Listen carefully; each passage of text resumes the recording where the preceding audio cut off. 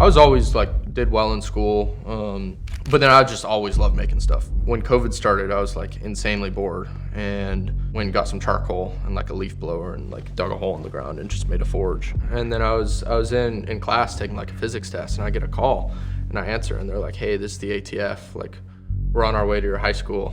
We heard you were making guns." I am curious, MACH Industries, at its inception, did you have a kind of singular mission statement, and are you doing now what you kind of first envisioned and start out to do? In starting MACH, our goal was to, more than anything else, like create an offset to China. The linear path here is unfortunately most likely a path towards loss, right? Like, there is no world in which we produce as many quadcopters as China in the next 5 years. It's just not going to happen. And so the whole idea of like providing that offset is sort of the exact same that it was then. Ultimately, if there's a single way to provide an offset against China, I think it is this. So one is Viper. You can think of it as about a 150-pound vertical takeoff strike aircraft. The next I can't talk as much about, but it's called Glide, and it's similar. And then the third that I'm actually probably most excited about is called Stratus. It's a balloon, which sounds really, really boring, but this gives me the ability to hang a sensor really anywhere on Earth for several months. That's super exciting. I mean, as a 21-year-old at the helm of a company, that's impressive, man. That's awesome. Thank you. Yeah.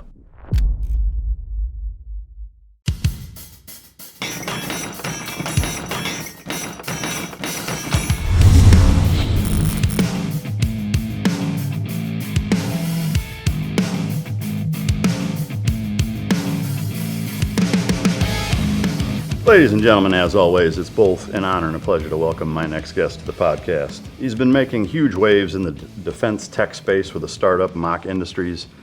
Founded the company at 19 after he dropped out of MIT during his freshman year. If Elon Musk and Good Will Hunting had a baby, it would be him. Ladies and gentlemen, welcome to the show, Ethan Thornton. Excited to be here. Thanks for coming. I always like to have kind of a smart ass, or usually like to have a smart ass intro, but I mean, there is some parallels there, right? I mean, maybe the blue collar part of a Good Will Hunting, and you don't consider yourself the no college degree part, but beyond that. So I guess before we get into that, I like to do just kind of a quick lightning round of just kind of random questions to get the juices flowing and get a little bit of a feel for you. What's the last full book that you've read? Last full book? This last 6 months, the best is probably Atlas Shrugged. Read it like twice in a row. That's a pretty middle of the road answer. That one, Skunkworks book, is good. Pretty on topic. Yeah. Is there a specific takeaway from Atlas Shrugged that you glean?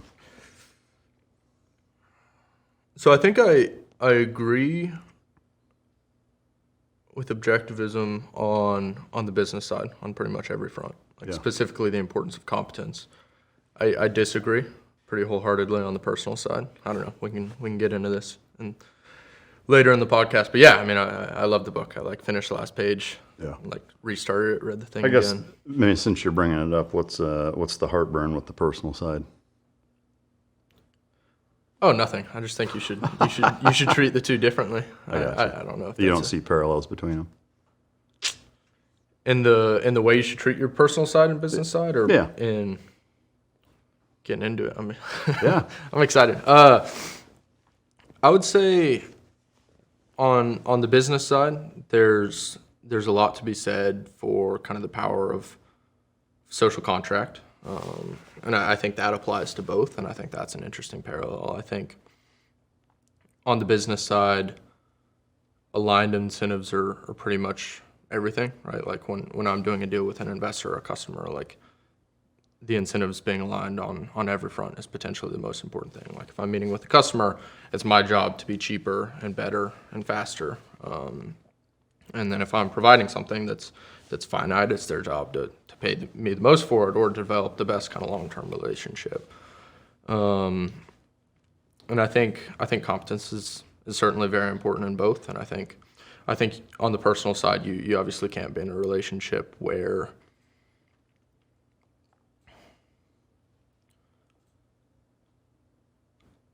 I don't know. I guess my biggest question in terms of any disparity between the two is that, like, do you even consider the personal aspect of somebody you're doing business with, like the energy, the vibe that you get from them, if it's somebody you'd want to hang out with, or do you just not give a shit and it's like, as long as they check the business boxes, I don't give a shit how they are outside of that? I think it really depends on the nature of the business you're doing. If it's someone you're going to work with or someone you're going to partner with on the investor side, you have to take everything into account, right? Like if you and I are signing up to work together for the next 2 decades, and obviously that's practical, right? Like the reasons for doing that aren't purely personal. There are personal elements, but like you have to realize that people are complex entities that exist in ways that are largely determined by the way they feel about people. And so, yeah, if you're selling to a customer, like it is your job to be likable. It's your job to convince the customer, rightfully so, that you have their best sort of interest in mind. And the same on the customer side, right? Like if I'm selling you something, hopefully it's something that has enough sort of attraction to be sold elsewhere. And really what I'm buying from you more so than the capital is the ability to form a long-term relationship where we can work together for a long time. So I think, yeah, it's the personal side is incredibly important in business. Have you run into any, I guess, people not taking you serious because of your age? Or, I mean, it seems like there's so many people, like going back to, say, the founders of Stripe, like them kind of being an example of just giants that move into the space at a really young age and kind of force people to earn their respect just based on their success. Have you run into any of that, or has that not really been an issue? I have. I don't lose sleep about it, right? And I obviously don't hold it against anyone. I think it's tough in our business, especially because results take time, right? Like whenever you're building something with a feedback loop of like 2 days, it's very, very easy for people to take you serious out the gate. I think for us, like the feedback loop on designing an aircraft like Viper is a year, is 2 years. The feedback loop on winning contracts is the same. And so that probably makes it even more difficult, right? Yeah. And so I think we're reaching a point where that's becoming less and less of an issue because we're generally we're winning, like we're winning contracts, vehicles are flying, manufacturing is being built out. And so I've been very, very thankful for people who sort of stood by my side through those 2 years that it takes to like generate results. And I've had the pleasure of working with some incredible people through that process. So I'd say, yeah, absolutely. I think, frankly, less than I would have imagined. Like yeah. I've run into it. It hasn't been a huge issue. Certainly nothing I haven't expected, but also generally getting better as we start winning. Yeah.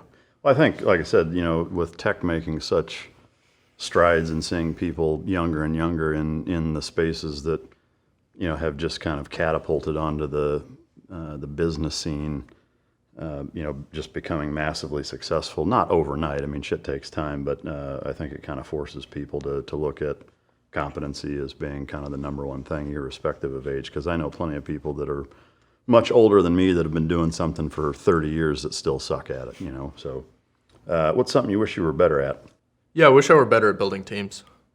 I think I'm generally pretty good at coming up with ideas or selling people, but there's so much that goes into sort of engineering a team to succeed. And I think, frankly, part of that probably is age. Like I haven't built teams before, and so that's probably been the hardest part the last few years since starting the company. And obviously building a team gets harder and harder the more performant sort of that team has to become. Yeah. And then the more variables there are, right? Like whenever you're having to do every flavor of sales to engineering to manufacturing. But I also think it's the most important, right? Like if the only thing I do as a company is like raise capital, set a direction, and then build the best team on earth, the company is going to survive. And I think I'm better at the former two than the latter. And if I could choose one of the three of those things, it would probably be team building as the most important. Yeah. Hey guys, I want to take a minute to tell you about the Mic Drop Patreon, where you can get the real mic drop experience the way it's meant to be seen.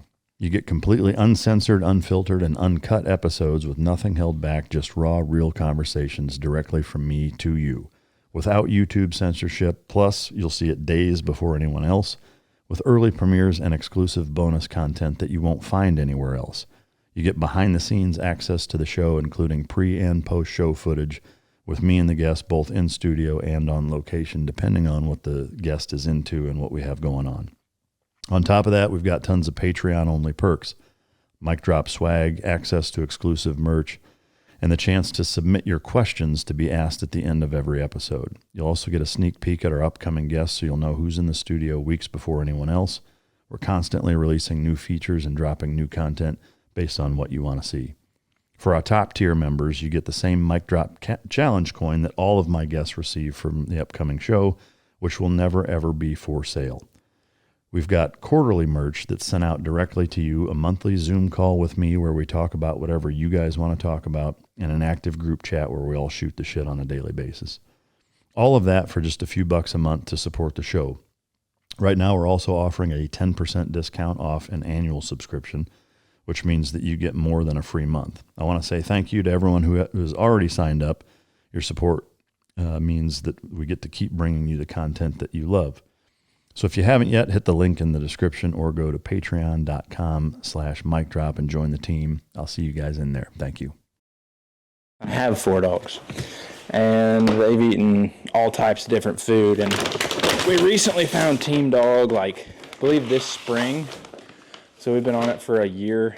Seeger was on it first, and Tiller was on it. And then we put the Goldens on it. And I mean, all the dogs eat less food. The dogs' coats are way better. Everything about Team Dog is, I'm very impressed. My dog trainer, Justin Allen, he uses it on all 60 dogs that are there for training. He's tried every single food in the game too, and they just stay super healthy on this Team Dog. That makes good sense. I agree that it's like with most things, the more you do it, the better you get at it. I find that, the personal side can run into problems that way. If you kind of fraternize or get too close with your team members, which if you're working with somebody for years, it's kind of inevitable, when you're working long days. And, the reality is you should know about their families. You should know if they're having personal problems or whatever. There's kind of a muddy water and a fine line there, I think, with being too invested personally, because then when there is an issue, it becomes very difficult to resolve it, But how do you think you should walk that line? I think it's a gut feel. There's not really a short answer of saying, ask this, but don't ask that. It's more of no different than, if it's just a personal relationship, when you're getting to know somebody, it's there's a point at which you kind of know everything about them and you feel comfortable enough. And maybe that's the litmus, is if you find yourself starting to feel completely comfortable sharing anything with them, then you're probably too close to them. Because the reality is that business is business, people are people, and there's going to be times where, somebody may take advantage of something. Maybe they get in a bad spot and they, capitalize on something that you shared with them that maybe you shouldn't have. And so I think, that maybe is as the most Reader Digest version of that answer would probably be what I would recommend. But but it's it's always a case by case basis. Here's kind of a strange one, but I'm always curious to know what people's thoughts are on it. If time travel were possible, where and when would you go? I think I have a few different answers that I'd like to explore. Yep. So first, it would be really, really interesting to go back to the collapse of the USSR and see if we could sort of re-engineer the American approach to sort of rebuilding the world and what it would look like to actually maintain manufacturing capacity, actually sort of maintain what could have been. Obviously, there are people saying it was the end of history, and that has already been proven to be false. But it would be interesting to go back and see if we could do a better job. Obviously, that's easy for me to say. I wasn't around. I'm not aware of all the nuances, but it's a pretty singular time in history, right? To have, even more so than post World War II, to have such a singular power, and all the sort of convergence of technologies would have been really, really interesting to see us take a different approach. I think if I could personally just purely selfishly go back to a time, I think the founding fathers would be a lot of fun. Yeah. It's so fascinating to have such a large group of men who could have been power hungry, who could have done relatively horrible things. Obviously Washington being the best example, but chose to step away and build something that would last orders of magnitude, hopefully longer than themselves. And that's, I don't know, gives me a lot of faith in humanity just to think about those times and think about sort of how challenging the dynamics they sort of walk through, or B, for that large of a group to so singularly sort of unite and get things done, and then C, like the political engineering that happened is obviously remarkable. And so I think that would be really interesting. Those would probably be my two answers. I would say, especially so given communication technology at that time, their ability to coordinate what they did. Absolutely. To me, I find fascinating. There's a really good book that you'd probably enjoy being interested in it called The First Principles. I don't know if you've heard of it. I think Stephen Hicks is the author's name, I believe. But it basically kind of outlines the heavy influence that a number of the founding fathers had as they were going through that process, primarily Greek and Roman influences, and kind of, you can see, if you kind of reduce it to Greek being on the left and Roman being on the right, which is an oversimplification, but just the parallels that you see in military structure and architecture in Washington, D.C., and the way our government is structured, and to me, which further highlights the brilliance of that time period being that much further back in history, and their ability to still kind of foresee the nature of problems that exist in human nature, and what to account for, and how to prevent collapses of entire societies based on how they're set up. I mean, to me, that shit's fascinating. But do you have a favorite quote? Can I think about it over the podcast? Yeah, and get absolutely. Back to it we can come back to it. So you're originally from here in Texas, from Boerne, right? Yeah. Tell me a little bit about your childhood, just kind of, siblings, any remarkable events, sports, family. What did you do growing up? Yeah, I mean, relatively unremarkable childhood, like in an awesome way. I would say, so I'm the oldest of four, two younger brothers, younger sister. I grew up half very nerdy and then half relatively normal. So played football, played basketball, loved doing all that. Hunted like crazy growing up, fished like crazy. I can tell a few stories here on the hunting side. I used to hunt in my, probably shouldn't be, I'm sure it's fine. I used to hunt in my neighborhood. So Boerne, where I grew up, is the highest per capita, or at least it was. I need to confirm that, but whitetail in the country. Really? And so they're super overpopulated. They get chronic wasting disease if you don't manage the population. And so I had a crossbow, and my brothers and I would always go and do that. It was a lot of fun. And then I've always loved science, learning. I think an interesting story for fifth grade, I had to do something about neuroscience, and I went on my mom's computer and bought 2 sheep brains without telling her to go do this science fair project, and made a YouTube video. This is making me sound kind of weird, and I apologize for that. But I'm into it. Did the project, bought a microscope too. They were pissed with me because I kind of I mean, did you use their card or what? You'd have to ask them. I don't think that's something I would have done. Yeah. I mean, I don't know how a fifth grader buys shit online. I would have. Okay, I think what happened is I asked them what's the budget, and I think I talked the budget up, but they didn't know what I was spending the budget on. I got you. So then I had the card, and then. But my sister helped me out. We went and made a YouTube video about it, got all kinds of cool samples, and then I forgot to tell my parents about it, and they didn't know it happened. They just found it in the freezer, which was an interesting one. And then my mom grew up on a farm, so just the family farm. My grandpa, it was where my great grandma was from. She was an incredible woman. Came over actually. I knew her relatively well. Came over in 1915 or something. Where from? From Germany. Okay. So horrible time to come over from Germany. Didn't really speak English. She was super young. And then my great-great-grandpa built the house. She married. They got a farm, and that's still the family farm. So grew up helping there. My grandpa is one of 13. And when he was super young, his father passed away. And so he got the farm, and from I think 18 or 19 was in charge of running it. Married my grandma. Call her grandma. Anyway, married my grandma really young. And then has been working it since. So I'd go out there a month every summer, help him, all kinds of fun stuff. I mean, he farms corn and wheat, he used to have cattle and stuff, but hasn't really in my lifetime. And then builds aircraft in his free time. So really? like he never went to college, doesn't have an engineering degree, but just got like really, really into it. He had a Harley, so Harley like 883 he was riding one day and came across his neighbor who had like an ultralight, which is the size of aircraft that you don't need a license for. So like you could hop in one right now. No license, no age restriction. What'd you say? I said, which would be a bad idea, by the way. Well, he had never flown in one. He had never flown anything. And so he traded his neighbor for the bike. Got the ultralight, took it up. I think he crashed it a couple times, but finally learned to fly.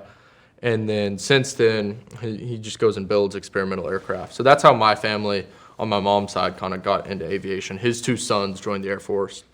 And then I'd go and help him during the summer. And we'd wake up early, check the wells, fix whatever was broken, and then all day like hang out in the barn just working on airplanes. I've only gotten to fly the plane once. My mom was always like so adamant about it being dangerous and would never let me, because I think someone had passed away from a similar incident. He takes off just from like the cornfields, like it's pretty janky. But then when I turned 18, I didn't tell her, and he and I went up flying, and he let me fly, and it was a lot of fun. And she didn't talk to me for like 2 weeks. Classic. What did your parents do employment-wise growing up? Yeah, so I was born when my parents were super young. I think Dad was probably 22, and Mom was about the same age, maybe 23. So my mom was actually headed off to law school when she found out she was pregnant with me, and ended up not going. And stayed to raise me and my siblings, which I'm so insanely thankful for. And then my dad, he started pretty entry level. You know Academy Sporting Goods? Yeah. Yes. He started there when he was like probably 24, and then worked his way up like all through my life, and doing finance, which was awesome to see him kind of build his career. It's been interesting because when I was born, my parents weren't super wealthy. Like I vividly remember like having our like they're fine, well off, but like having our power shut off for like I think like 2 months before I was born, they took out like a loan to put down our cat. Wow. But then my dad's like absolutely killed it in his career and like worked his way up, and so it's been awesome because I feel like I've almost gotten to grow up with him. Like I vividly remember my dad's like 26th birthday. Oh wow. And so my mom actually works with me now at the company. She never got to have a career because she was raising me. But now she's getting to do that, which is great. And then my dad does corporate real estate. So the family that built Academy was built, essentially a veteran got back from World War II and used the GI Bill to open up like an Army surplus store. And then he passed away. He and my dad became super close. And so he put my dad in charge of essentially managing that once he passed away. So is he like C-suite Academy guy or? He wasn't, no. He was just happened to be this dude's mentee. Oh, okay. Because he joined super young, just worked his ass off. That's wild. It was an interesting story. So the 5th grade sheep brain experiment, was that kind of the first catalyst or light switch moment for you to really get into that side of if you want to call it the nerdy side of your childhood, or was it even before then that you were into that kind of stuff? Probably before then. I mean, this is where I don't have any stories as clear as that, but yeah, I've always been obsessed with it. Like, I don't know. I don't have any good stories here. Yeah. But as that progressed, like past 5th grade, junior high, high school, did you do science competitions and build projects and stuff like that during that time also? Or? Yeah, I did, absolutely. So I mean, there's kind of 2 sides. There's like the academic side, and then there's the actual making thing, and I think the latter is far more interesting to me. But I was always like did well in school. I graduated with almost a full like college degree of college classes I'd taken while in high school, and then anyway, I did stuff there. But then I just always loved making stuff. So when COVID started, I was like insanely bored, and got some charcoal and like a leaf blower and like dug a hole in the ground and just made a forge, and then got like a plate from a barbell and a hammer and just like essentially started making knives all day. 'Cause one thing, like I can't sit still. I was going insane, being cooped up inside. But just started making knives like crazy, and then because of that, started like cutting down trees to process lumber, and then got pretty good at it. I mean, that's how I started MACH, was like selling that stuff. So I'd go and make like a batch of like 5 knives over a weekend, or furniture, cutting boards, all kinds of stuff. I just love making things, and I'd say that's been more present than anything else. Like even early days on the farm, I think this is another funny story. I would have been probably 8 or 9. And my grandpa, who I'm like still incredibly close with, I was actually hanging out with him yesterday, but he made several of my cousins' knives. And all my guy cousins were like, "Here's my knife. I'm super excited about it." I was like, "Where's my knife?" And he's like, "No, you're making one." So he kind of taught you how to do it? No, he didn't. Oh, really? So I was like really pissed with him for this at the time, but I think now I'm very grateful for it. He had like made them for them, and then he gave me like a hacksaw and like a piece of steel and a piece of wood, and then showed me how to like turn on the butane torch, and literally like left me alone. Like I was like alone in the garage when I was like 8, and I spent like probably 3 or 4 days there like manually sawing the blade, and I still have the knife. But finally, after like messing it up a bunch of times, got it right, which I was super grateful, because he basically pissed me off until I could get it right. In a demeaning and at the time frustrating way, but something. I don't think I'd be the same if he hadn't done that. So you still have that first knife you made? I need to find it. It's in Boerne somewhere. I'm sure it's somewhere. It's. Well, I mean, what kind of knife was it? It was shit. It was. It was. I designed it so it was, really, really, really low grade. No, it would have been. So it was, a plow disc. Yeah. It was a plow disc. So probably 1080 steel, like a good, just like medium carbon steel. And then I cut it into I was obsessed with like recurves. So it's essentially like the tip is flat like this, and then the knife kind of curves around. It looks really dumb. So it's almost like a reverse kukri kind of shape? Yeah, similar. Yeah. Like, I forget the name. There's an ancient Egyptian blade that looks relatively similar. Or if you look at linoleum knives, like the knives that, because I made the knife and I was so excited, and then he like kind of jokingly made fun of me for just making a linoleum cutting knife. But yeah, it was that, and then it was a white oak handle. White oak, yeah. That's good Texas wood for sure. Yeah. When the internet goes dark, radio still works. Your smartphone relies on the grid, but when the power goes out or the internet crashes, both are useless. Sea Crane's CC Skywave SSB2 helps give you access to critical communications your phone can't.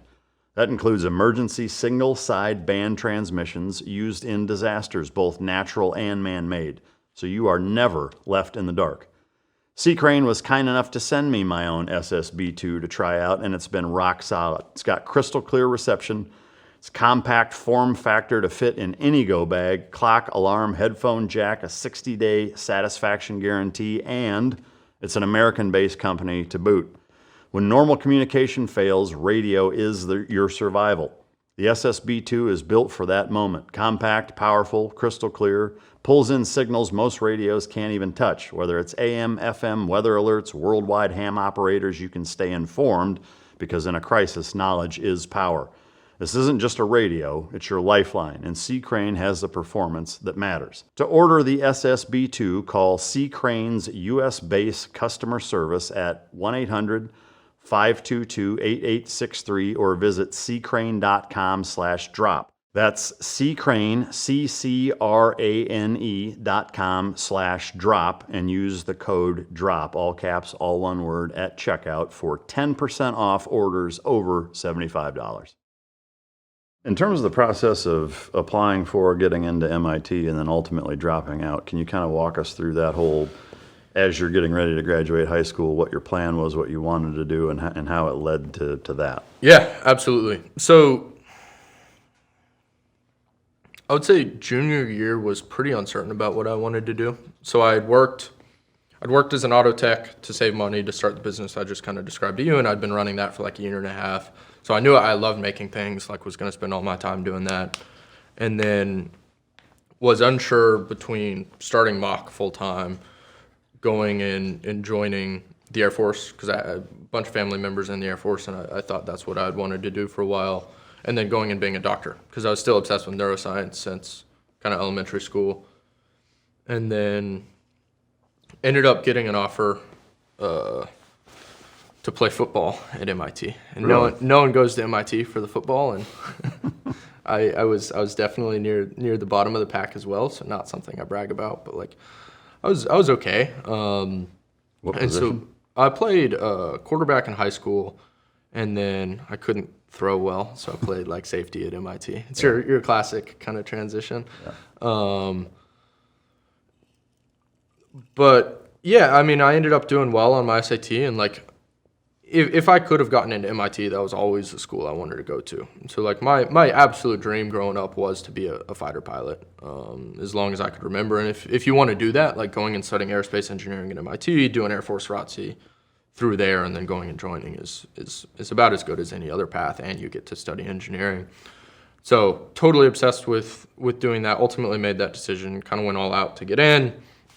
Ended up, football can't help you with admissions there. It's almost like I don't want to hate on, those are still my friends. A lot of them are still there, and like, it's really, really impressive what they're doing, but it's like, they don't actually help you with admission, or like, there's sure as hell no scholarships or anything. But I got to do that, and then, yeah, I signed on to do Air Force ROTC, because I was going to join the Air Force. But in the, kind of on the side, was still working on MACH like crazy. And so at the time, I didn't know what venture capital was. I didn't know there was like any way to scale a business through investment.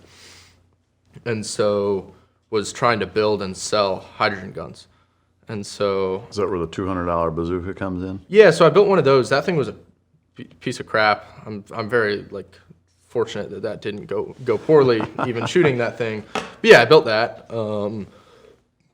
And then had money saved, and so I was like, okay, I'm gonna do like an official run, get these things machined, and go and sell like basically single shot muzzle loader, like hydrogen snipers. And I hired this machinist to do it. And technically this was all legal, so like I hired a lawyer, dug through it, we're clear, like I was allowed to do this. But I hired a machinist and paid him like all of my money to go and machine me like a batch of these guns. And he was like, okay, sounds good, I got you. And then I was in class taking like a physics test, and I get a call, and I answer, and they're like, hey, this is the ATF, like, we're on our way to your high school. We heard you were making guns. So they came and like talked to the principal and basically shut the whole thing down. So the bootstrap your way to founding MACH by selling hydrogen guns door had closed. Did that give you at least a little bit of street cred in high school, having the ATF show up? Yeah, a little bit. That's classic, man. And then, so I guess all that being said, went to MIT because I didn't see a path to getting MACH done. Yeah. So doctor thing was kind of a fallback if I didn't get into MIT. Got in, which I was super happy for. Really wanted to do MACH, but didn't know what venture was. And so I was going to try and bootstrap it, doing this. Borderline, like that went very poorly, obviously. And so went to MIT. I got there like a month early for football stuff. And in that time, just had a bunch of free time. And so ended up meeting this. So there's this thing called UROPS at MIT, where researchers can hire a student to essentially do work for their research opportunities. So undergraduate research opportunities, UROP.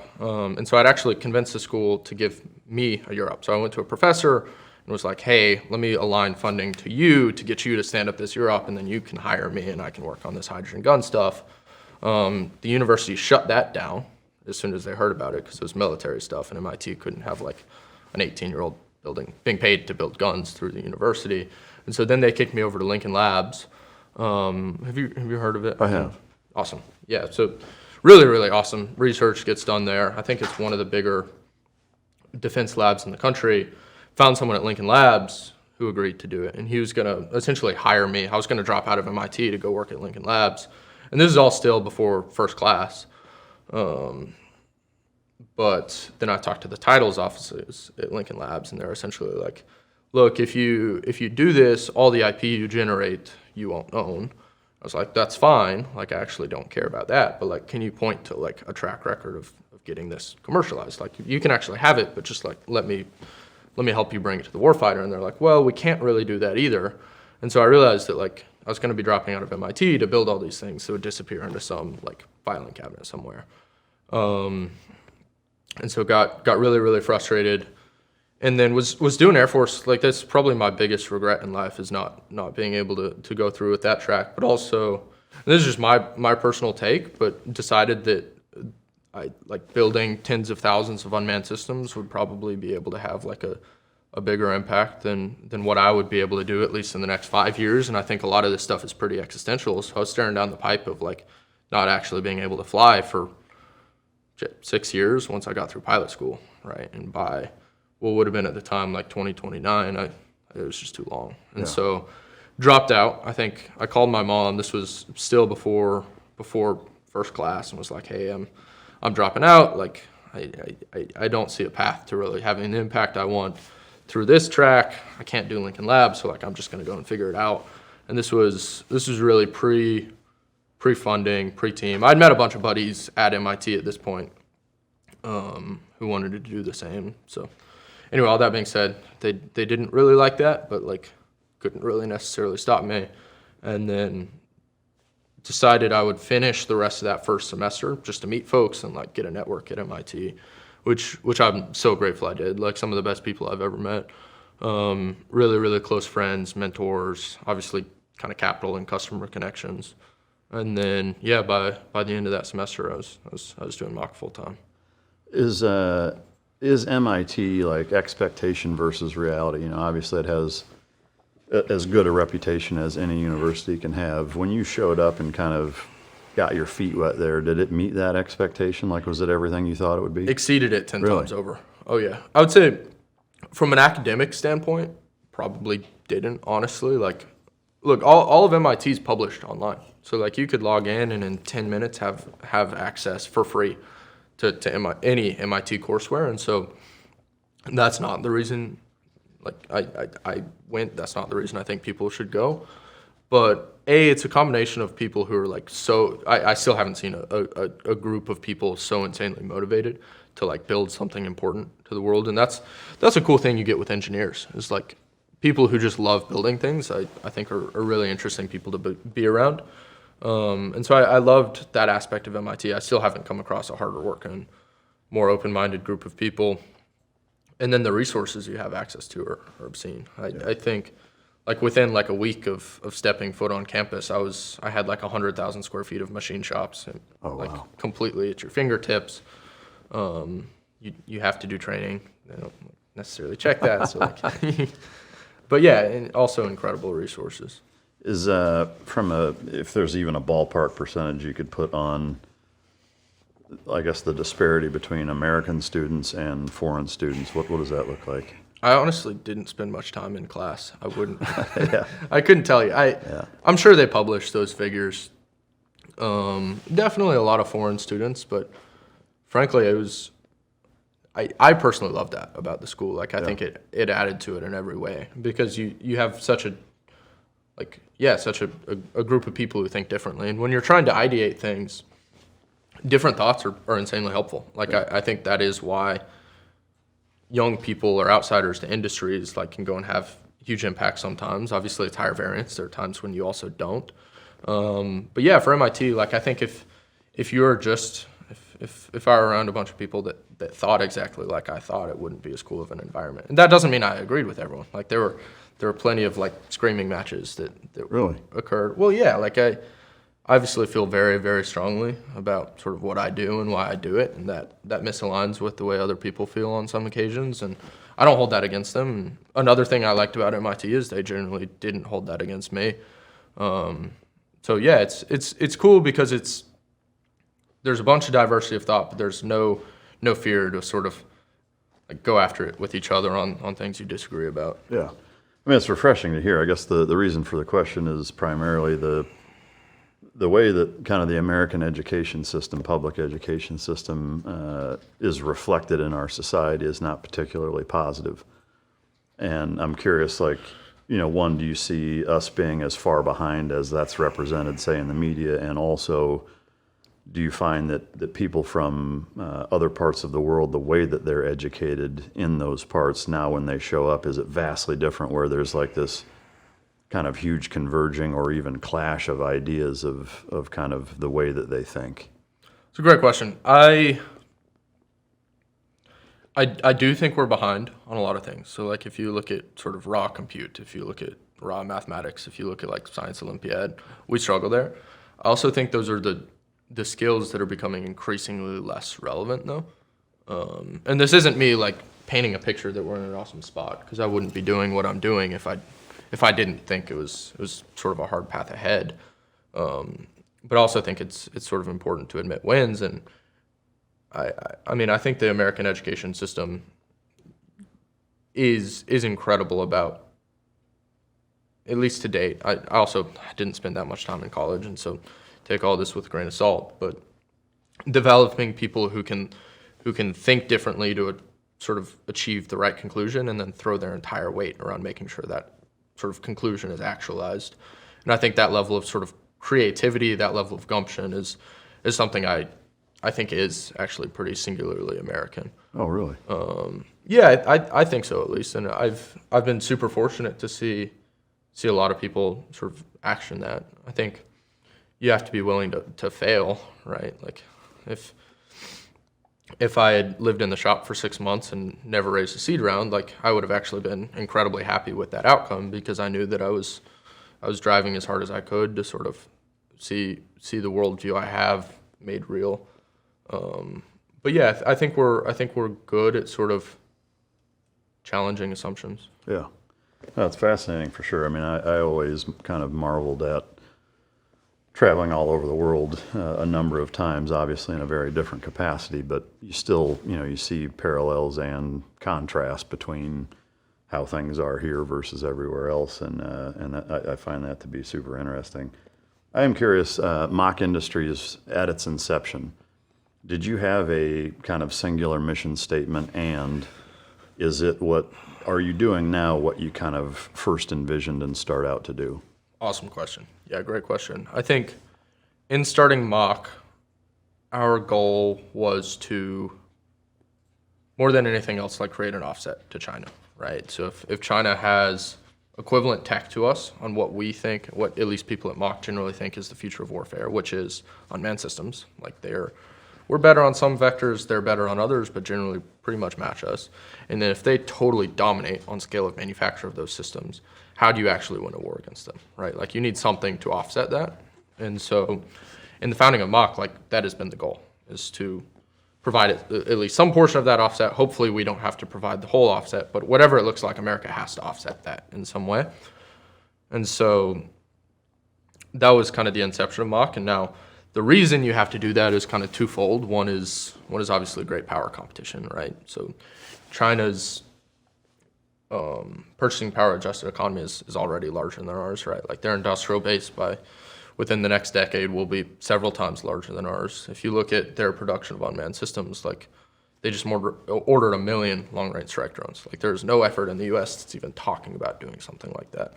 And so it's very, very clear that we're in at least a near peer competition, likely a peer, and there's a world where the people trying to maintain peer right now. And then the second thing, and this is the more controversial take, but I think has become less so since starting the company, was just that the entire future, not the entire, a very large portion of future warfare will be written by unmanned systems.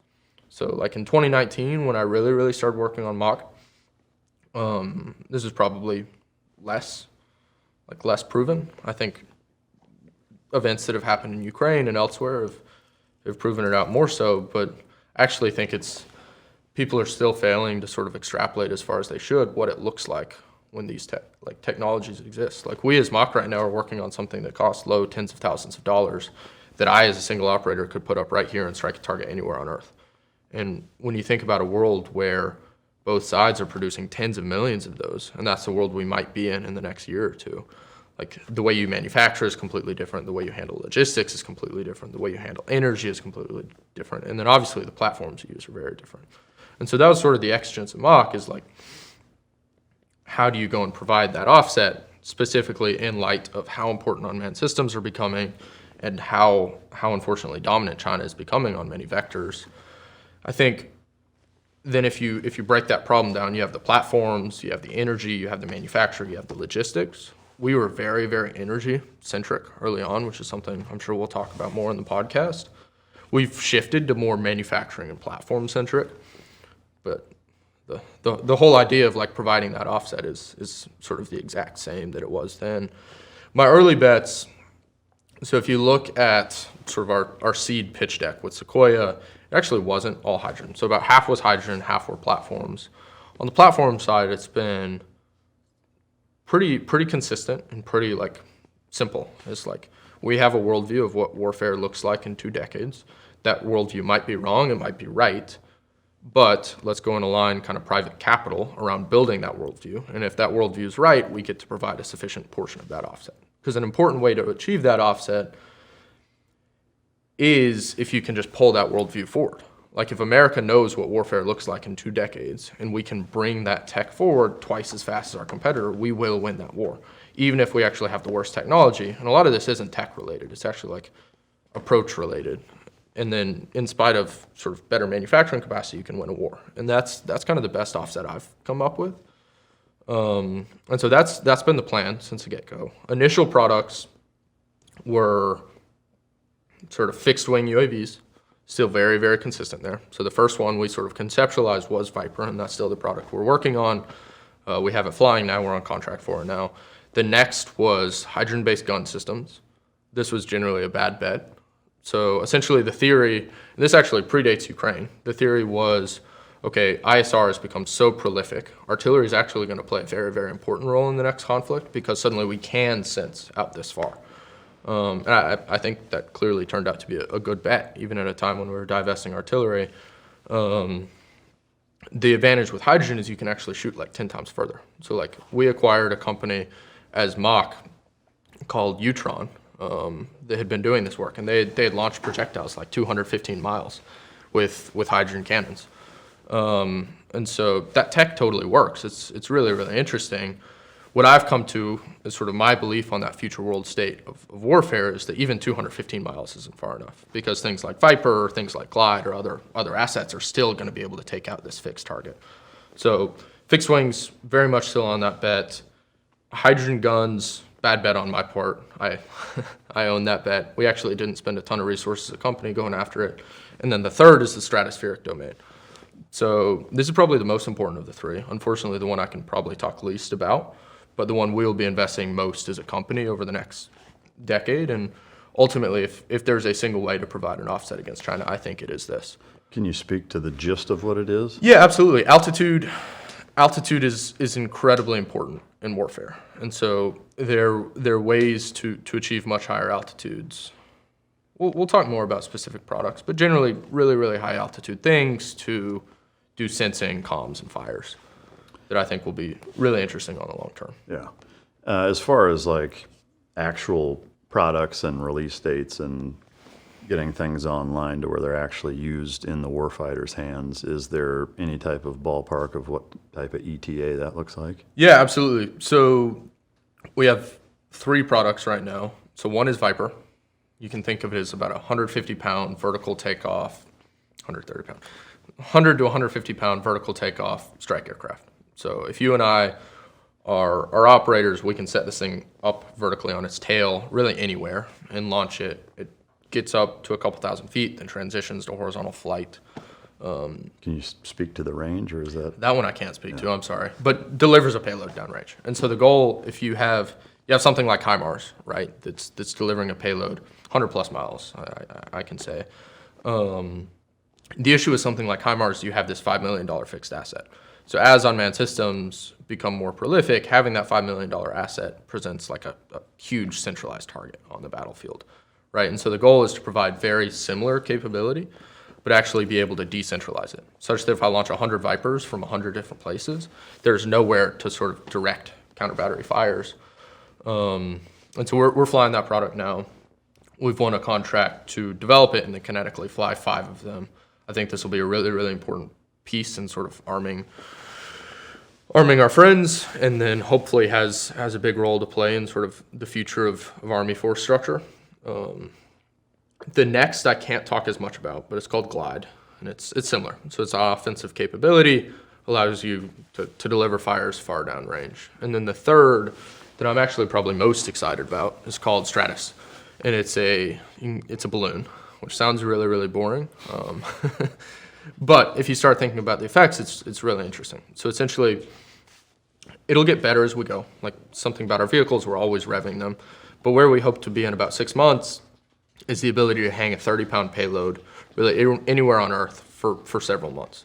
And then do that at like 70 to 90,000 feet altitude and for like very, very, very low tens of thousands of dollars, right? And so this gives me the ability to hang a sensor over the Strait of Taiwan for like 3 months, right? And so I can have 360-degree views of the battlefield. I can collect any sort of RF data I want to. I can obviously direct fires. I can communicate like crazy. It's a pretty exciting capability.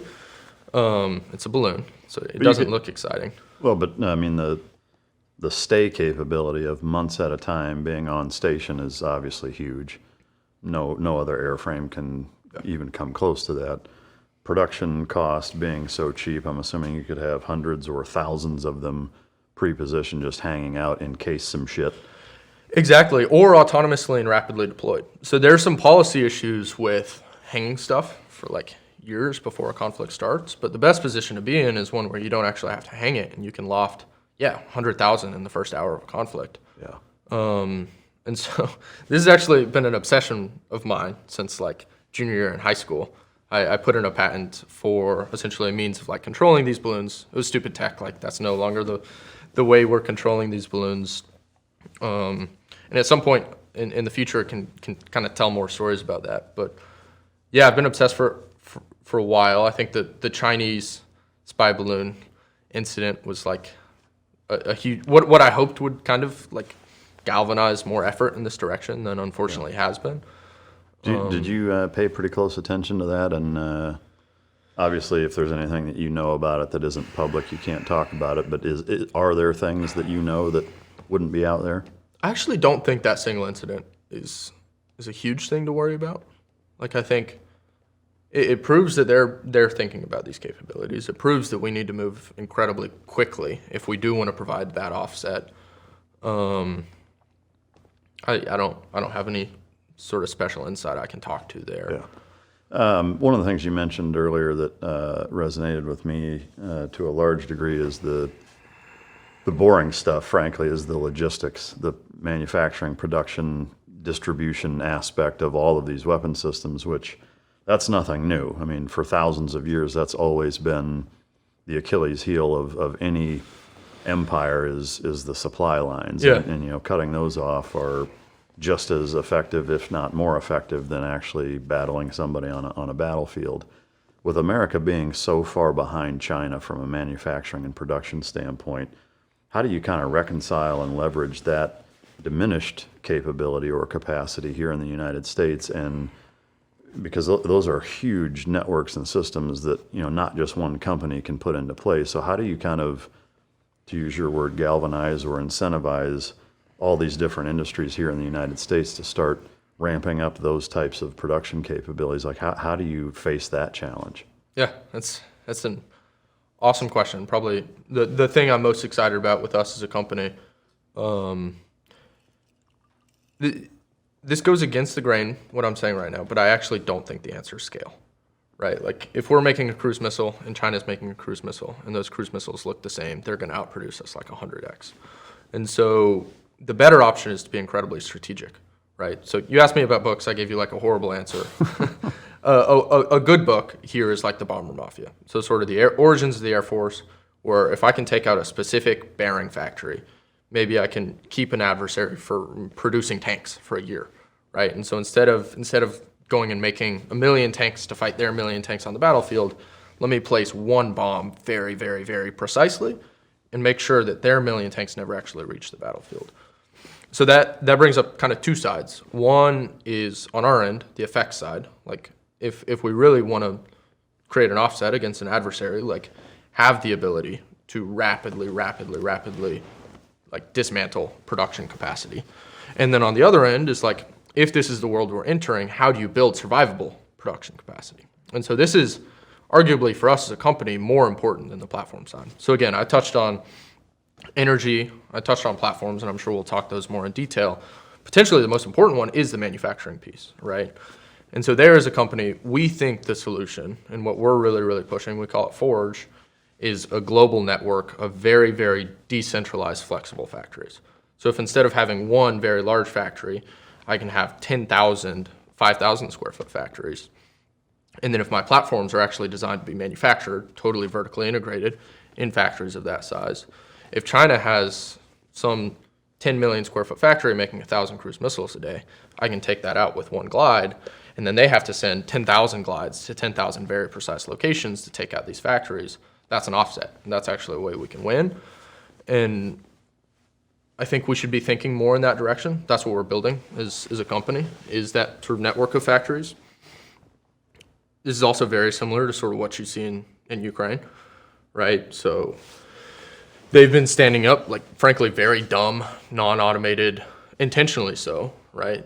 But very, very simple factories where people are rolling into a facility, setting this thing up in 2 days, producing a batch of 500 drones while they can, and then by the time the Russians are sending Shaheds at it, they've already moved.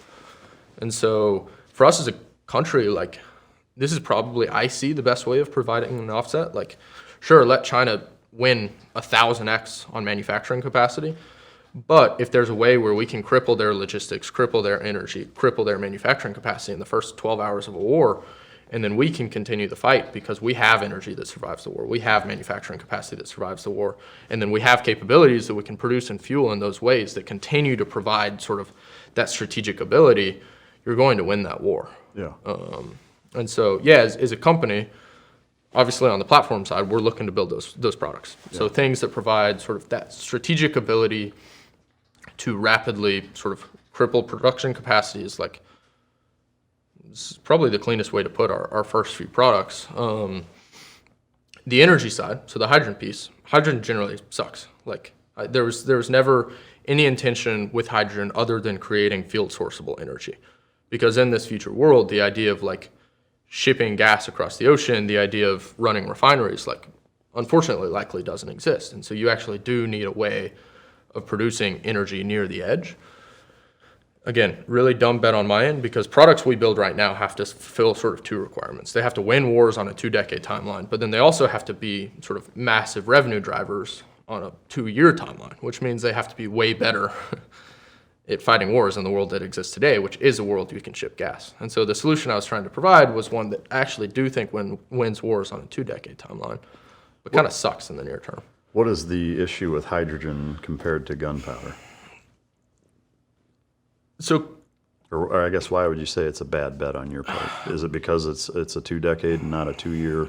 Yeah, it's just hard. It's hard tech. You have to reinvent the way you do logistics. Like, it's just a huge lift. And so for me, like, starting a company that has to have wins in the first year, 2 years of existence, like, you're not going to make the department rapidly change the way they're thinking. No. So it'd be more of a project that Boeing or McDonnell Douglas could pull off because of how established and kind of set they are, is that they could afford to take it on the chin, so to speak, for a little while before it's proof of concept-wise viable. I think potentially, and I would actually love to see a world where someone tries really, really hard to do that. I think it's unlikely. Like, a lot of these companies aren't structured to take risk. Like, a lot of these companies actually won't spin something up if there isn't like a very, very clear path to that thing being procured. And I have disagreements with some investors and others about this, but like, generally I want to operate a company that can say, you know, this is the 10-year worldview. Like, let's go and align billions of dollars around making that happen. So yeah, if they're willing to take that risk, I think it would be really interesting. Probably just not. Yeah, which makes me sad. And hydrogen's frankly probably not the right answer. I think it's other field sourceable combustion fuels. I'm still refining my thinking there. I think hydrogen's right for the combustion gun side, but not if you're trying to power something like Viper. Like, Viper will never fly on something like hydrogen. It doesn't have the volumetric based energy density. It's a pain to deal with. It's obviously dangerous. So there are other fuel forms, but we do need to be taking the idea of like a decentralized field producible combustion fuel very seriously. And then where I am putting my foot down in the near term is on the manufacturing side. So with Forge, we are going to be spending a massive amount of our capital going and building that survivable sort of backbone of post-unmanned wars. Yeah. And that is the flexible manufacturing capacity. That's also the subcomponent side. So think radios, flight controllers, jet engines, like investing very, very deeply in having this ecosystem of products that all work very well together. Can you say how Viper is powered? Yeah, it's just traditional. You can actually kind of run it on whatever you want to, but like pre-mixed jet fuel, essentially. Oh, okay. You got a flux capacitor in there. You can throw banana peels and I wish. and beer cans. Maybe someday. You know, I mean, it's fascinating stuff. The thing that sticks out to me that, and I love your against the grain approach. I guess my first question is, who is against that in terms of like from the government side strategically? Yeah, no one's against any of this stuff. Is something I should say. Like, I think bureaucracies can be run by people who have the best intentions and want to break things in the right direction, but then the emergent effect of a multi-million person machine where no one actually holds full authority to say this is the direction we're going in is that you get more of the same. And frankly, I'm glad that exists. Like, that's a very good thing. You want a bureaucracy as a great power because it keeps you from doing stupid things. Like, you just can't steer the ship too far in one direction. And I think historically that's guided us well. Yeah. Because there were programs in the 2000s that if we had invested everything in, we'd be in a way worse spot. And we are getting traction is the other thing. Like, I own that more than I put that on the customer. Like, the hydrogen stuff on the front end was just a really bad bet. Stuff like Viper, stuff like Glide, stuff like Forge is what we should probably be investing in anyway. Yeah. So I also don't want that to come off like I'm pointing fingers. Yeah, no, I didn't take it that way. I guess I just, bureaucracy being such a pain in the ass as it is that if you're kind of traditionally going against the norms or the grain, I'm curious, you know, where those biggest battles lie, if it's a government thing or if it's, you know, a private equity thing or both or... Yeah, it's different on both accounts. So I think on the customer end, it just takes time to like restructure a force, right? And you have to get 1,000 stakeholders at the table, and any one of them has veto authority on making sure something doesn't happen. It seems like it would be hard to get them all to agree all the time. It is, but like that's my job as a founder. And so far, like it's going all right? Yeah. So we came up with 2 products in basically January of last year, and those first two products are in a great spot. So like we'll get it done is the other thing. It's not like I'm necessarily complaining about the existing structure. Yeah. It's just you do have to bang your head up against the wall for a couple of years. Yeah. And then on the investor side, that's actually probably potentially the trickier one. And I've been super fortunate to like work with a lot of world-class investors that are like fully aligned around this approach and realize what it takes to build a company like MACH. But yeah, you have to prove wins, right? Like you can't say, here's the vision, show back up in 2 decades, and I promise it'll be here. You have to generate revenue in the near term. And so, yeah, I mean, I'd say that is a balance of like, how do you validate your long-term way of thinking? And I think MACH's long-term way of thinking is continuing to be validated. Like seeing Musk post about the future of the F-35, I can't comment to whether or not that's true, but like it is directionally the MACH path, and something that like 5 years ago would have been like completely unheard of. And then the other half is like the near-term wins thing. So how do you prove you are capable of standing up production? How do you prove you are capable of shipping products? How do you prove you are capable of winning contracts? And again, that's just my job as founders to do those things. When you were kind of going through the that strategic, you know, the instead of the what was the book, The Bomber? What? Bomber Muff, yeah. Bomber.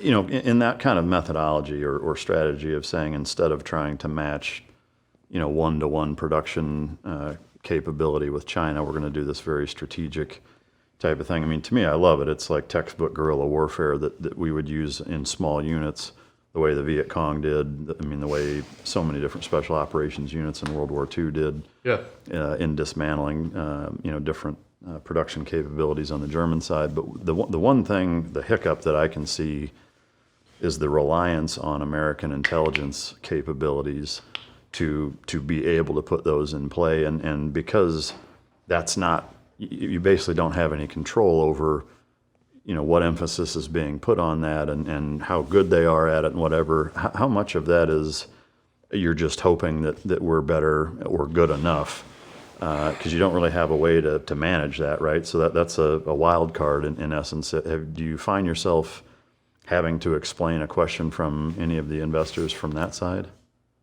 So I'll say a few things there. One, you hit the nail on the head with the asymmetric point. Like, our big take is that the U.S.'s clearest path to force projecting the way we want to is by fighting asymmetrically. And so fully aligned there. I think what I will say is that the linear path here is unfortunately most likely a path towards loss, right? Like, there is no world in which we produce as many quadcopters as China in the next 5 years. It's just not going to happen. And so the only way to sort of guarantee loss is by trying to outcompete China for production of quadcopters. And so I'm not saying it's a silver bullet. Like, I'm not saying taking this asymmetric strategic worldview is like 100% going to win. And that's like, as a founder, my job is to like present an option. If it is the right option, we'll win. And if it's not, hopefully someone else presented the right option and they go and win. I would say it's hard to argue with physics.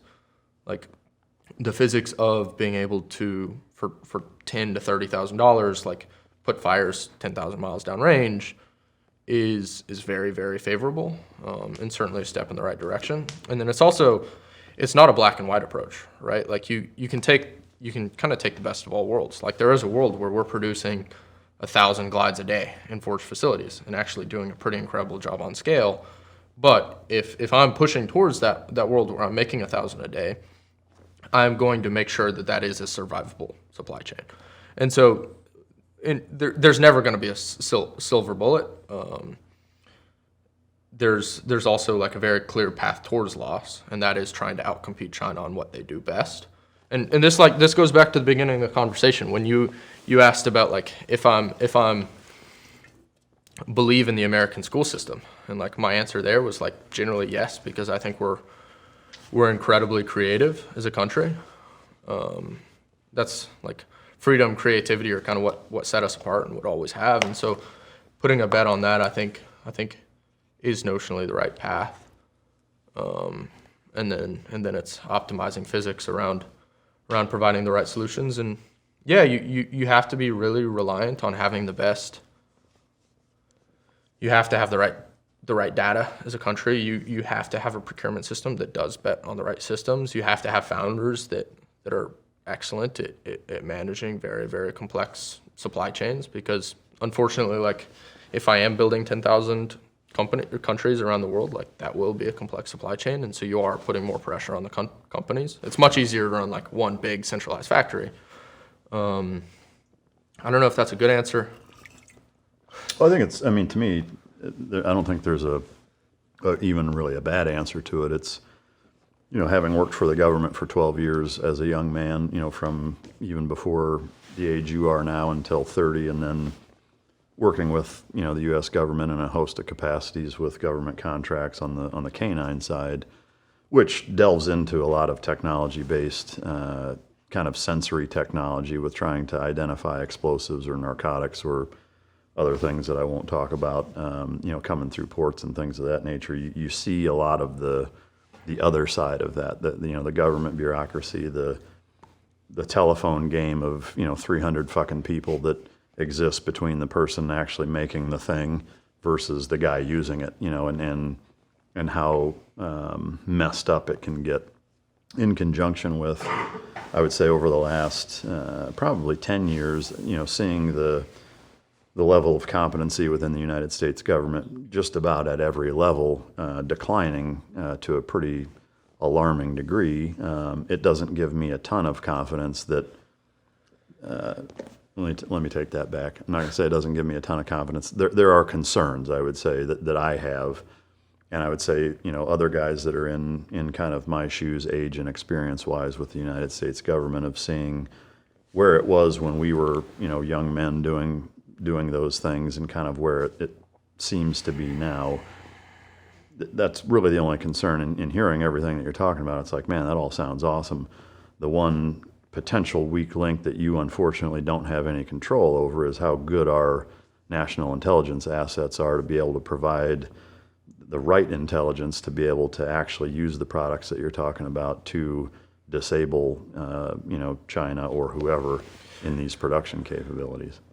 Yeah, totally agreed. And I think I came out talking about like the worst case scenario of having to use these things that hopefully never exists and that I actually don't think will exist. And there's the in between there that is like, if we have to go back and like, if we could go back to 2019 and run the last 6 years back, what would it look like if we could have given Ukraine $1 billion worth of these capacities instead of many hundreds of billions of dollars worth of legacy capabilities? And I mean, ultimately, that's one of the important stories in me starting the company was sitting back in high school, like watching that very long convoy roll south into Ukraine and just imagining like, tech exists to like very, very quickly neutralize this convoy in a way that's actually not dangerous. Like if there's a world where I can drop a precision fire that does not have a warhead onto the engine block of every single one of these vehicles in like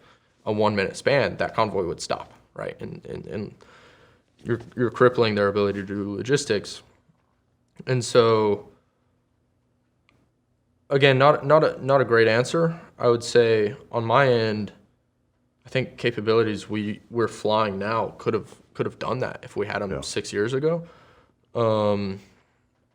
It's not an all or nothing thing. I can say the quickest path towards failure is trying to compete with an adversary on what they're best at. I'm not saying we have to like structure this force to totally be able to take out production capacity in 10 hours or totally be able to like have a completely survivable supply chain. And so it's a gradient, right? Like I think the easiest path towards failure is building 10 million square foot factories to build quadcopters. I think in the absolute best world, you do have perfect intelligence and you can actually have like a totally survivable supply chain and you can be like investing in the best possible assets. I would say the way MACH's trying to kind of bring as close to that second world into existence as we can is by making 3 to 5 product bets a year. So like having private capital, these bets aren't that expensive. Like you're talking about like $10 to $15 million to develop one of these programs. Us as a team getting together, speaking with really, really smart people, like what does the warfighter need? What is going to provide us the best possible strategic capability? Going and building that, avoiding sort of the bureaucracy, moving as quickly as we possibly can. I think a great example here is like Viper. We struggled with Viper early on, like when the company was super young, before we had the teams put in place. But like once we had those teams put together, we started the whiteboard sketch essentially for Viper in like September of last year. Is that your design? It's our design as a company. Like, no, it'd be dumb for me to say I in any way could have arrived at that on my own. It's our design though, and hopefully the team I've built has brought something good into the world. But yeah, it was 14 weeks from like whiteboard sketch to like first flight. Wow. And so that's lightning fast. Yeah, and hopefully that only like compounds and gets quicker and quicker. And so my job with MACH is first like find a way to, in a very capital efficient manner, place 5 of those bets a year. And you're talking about like hopefully sub $100 million a year to develop those. Work with really, really smart people to identify what do we need, what will provide that strategic capability, and then make sure those designs are manufacturable in Forge in what we think is the most survivable supply chain. That might be a bad bet, and if it is, like MACH goes out of business. But so far, like we have that first factory operating, producing them in this way, and I think there's a world where that makes sense. And then finding creative capital solutions to essentially afford to make those factories elsewhere. So we'll actually work with other countries, other companies to manufacture their solutions in this flexible capacity. There's a world where for the next 5 years, most of MACH's revenue actually comes from manufacturing for other companies instead of directly selling things to the U.S. government. Is there any diciness to the countries you work with? Is any of that dictated by the U.S. government? Do you have any kind of... Yeah, 100%. So like we work to get export approvals on anything we do. So that's an important thing about like me and about us as a company is like my job is to provide the best technology and the best manufacturing capacity, ultimately, hopefully also the best energy, best logistics. But at the end of the day, like it's on the government how they want to use it. It's on the government how they use it, right? From like an AI policy perspective, I don't write that regulation. I'm glad that there are smarter people than me to write it. And then what our foreign policy looks like will continue to be dictated by the government. Can you say what countries you would be doing this for, or supplying this type of stuff to? I can't. I think it'll become more public. Not that I don't want to. I just don't want to get ahead of my skis there. Yeah. I mean, because again, going back to just personal experiences of, and you can see it at the history of the United States of one of the things in the SEAL teams we do a lot of is called foreign internal defense, which is where we're training other countries' special operations units. And at the time, we're friends. We have this kind of diplomatic handshake thing going on, and we're training, cross-training methodologies, sharing information, weapon systems, tactics, you name it. And then 10 years later, now all of a sudden we find ourselves fighting these people. Is there obviously the government is kind of dictating or at least guiding you in how to navigate that, but I'm curious if there's any concern, or even like kind of looking at the 30,000-foot view, the concerns that a lot of people here in the United States, rightfully so, have with China manufacturing so many things that our own United States military uses. Is there a master switch that they have in an ability to shut things down, or kind of get in the way and neutralize certain things that they've provided to us? Is there any thought that goes into that, or is there a navigation protocol for it? Tons. I mean, tons. I think that's one of the more important things we do as a company. First, you don't want to be in that world where you're relying on China. You also don't want to be in that world where Poland and Estonia and Romania are also relying on China. I think an important thing here is like this tech will be developed. This manufacturing will be built. And the U.S. can either be there sort of building the best tech, or we can wait and get left behind. And unfortunately, we are largely seeing this in Ukraine right now, right? If you look at the platforms on both sides of the conflict that have been most prolific, on the small drone side, it's been almost exclusively Chinese, DJI. And then if you look at larger unmanned systems, it's largely Ukrainian, assembled Ukrainian design, but actually Chinese manufactured. And so if you break that down into what is China doing, what's the U.S. doing, the U.S. has spent a lot of capital, obviously, supplying our own weapon systems, but the actual organic Ukrainian capacity has either been Chinese purchased or Ukrainian assembled, largely with Chinese flight controllers, with Chinese compute, right, with Chinese jet engines. And so we as America, this doesn't necessarily have to be a money pit. This doesn't have to be something we have to get the U.S. taxpayer comfortable shelling out $200 billion to do. It's more, how do you work with the government to make sure that our solutions are the ones being used in Ukraine, hopefully on the Ukrainian side, because they're the best. And I think we as America for the last century have built the best tech, and I don't know how that's not happening on unmanned systems, but we immediately need to get back to the world where the Ukrainians feel like using our stuff, not because we're giving it to them, but because it is objectively better than the Chinese. And then the important side of that happening is you end up being at the forefront of defense hardware as a country, right? If we're partnering with the Romanians to build a factory in Romania and they're using American systems, hopefully on the Romanian side, they're getting access to some of the best engineering happening on Earth, right? And then on our end as the U.S., you're actually getting your technology developed. And then on the manufacturing side, you're hitting scale, you're hitting amortization on your machines. You're winning as the taxpayer, right? Not only because you have a more stable world, but more importantly because now instead of them turning around to China and buying from China and developing Chinese technology, that's going back into the U.S. And U.S. is both profitable on this, and so much more importantly, they're actually getting access to the data. Yeah. I mean, it sounds like for you guys in particular, Ukraine is an incredible kind of litmus and real-time data feedback on what works, what doesn't. I mean, I assume that a lot of what you're seeing there and you guys are paying close attention is driving some of your kind of company protocols as to what to develop and what to spend time on, or is that a fair? Yeah, absolutely. I'd say we're building more towards Indo-PACOM, right? The near peer conflict is China, but the stuff happening in Ukraine and the stuff in Israel is the first example we can point to of what an unmanned war looks like. And so yeah, the way they're manufacturing the RF environment there's so much learning. Yeah. From your perspective, being at the helm of a company that's building this and potentially kind of being in the same situation as China, do you see them basically playing both sides? Because they seem to be more supportive of Russia than they do Ukraine, but they're also obviously supplying a lot. And so how is that being navigated, and what's your kind of thoughts on that? Yeah, I mean, China weaponizes their economy to an insane degree, right? Like, you can look at this on the industrial side. It's like, why isn't the U.S. making rare earths? Why aren't we like the leading steel producers on earth? And it's because Chinese subsidies have driven the cost of those things down so much that America can't even afford to compete in some of these areas. And so wouldn't necessarily speak to that from like a foreign policy perspective on the Chinese part. Certainly not from a platform perspective. But yeah, like economically, they are totally benefiting from both sides of the war. They're directly fueling both sides of the war. Yeah.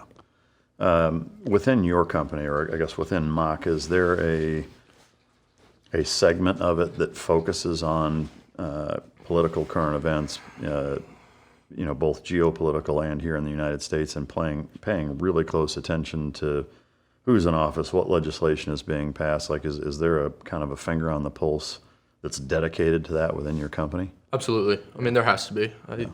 I spend a good bit of time in D.C., and then I have folks who spend almost all their time in D.C. Yeah. Again, I would say my positioning there is that I don't write the legislation. There are people who spend their entire lives dedicated to advancing U.S. foreign policy, and so our job as a country or as a company is to just deeply understand that environment, deeply understand what will drive the most value to America, and then being in a position to deliver the best platforms, the best manufacturing. Yeah. And so, yeah, of course, that totally relies on understanding that, but it's also not like we're there directly trying to influence it in any way. Is there a preference, or do you guys lean to a side in terms of hoping that certain politicians get elected, or is it just let the chips fall where they may and we adjust accordingly? I mean, individuals certainly do, right? Like, I certainly have my beliefs. Other people on the team have their beliefs, and it's actually pretty. There are people in leadership of the company and investors in the company that think very differently about all those things. I think it's not my job to. I guess just thinking of who's at the helm, not just the executive branch, but the entire body of the House of Representatives being such an integral part in making decisions that are going to drastically impact your company. I would think that there, like almost at least to a certain extent, company-wide, that there would be a position. Or is I think it's really dangerous for us to have a position. Really? Historically, the most dangerous things to empires have been hyper-political militaries. And if we consider ourselves as a company, like sort of an extension of creating U.S. military dominance, like I actually fear the world in which we're way too far to one side. Again, that doesn't mean I don't have very strong political beliefs about what should be done. And I mean, you can probably guess those given where I'm from and what I'm choosing to do.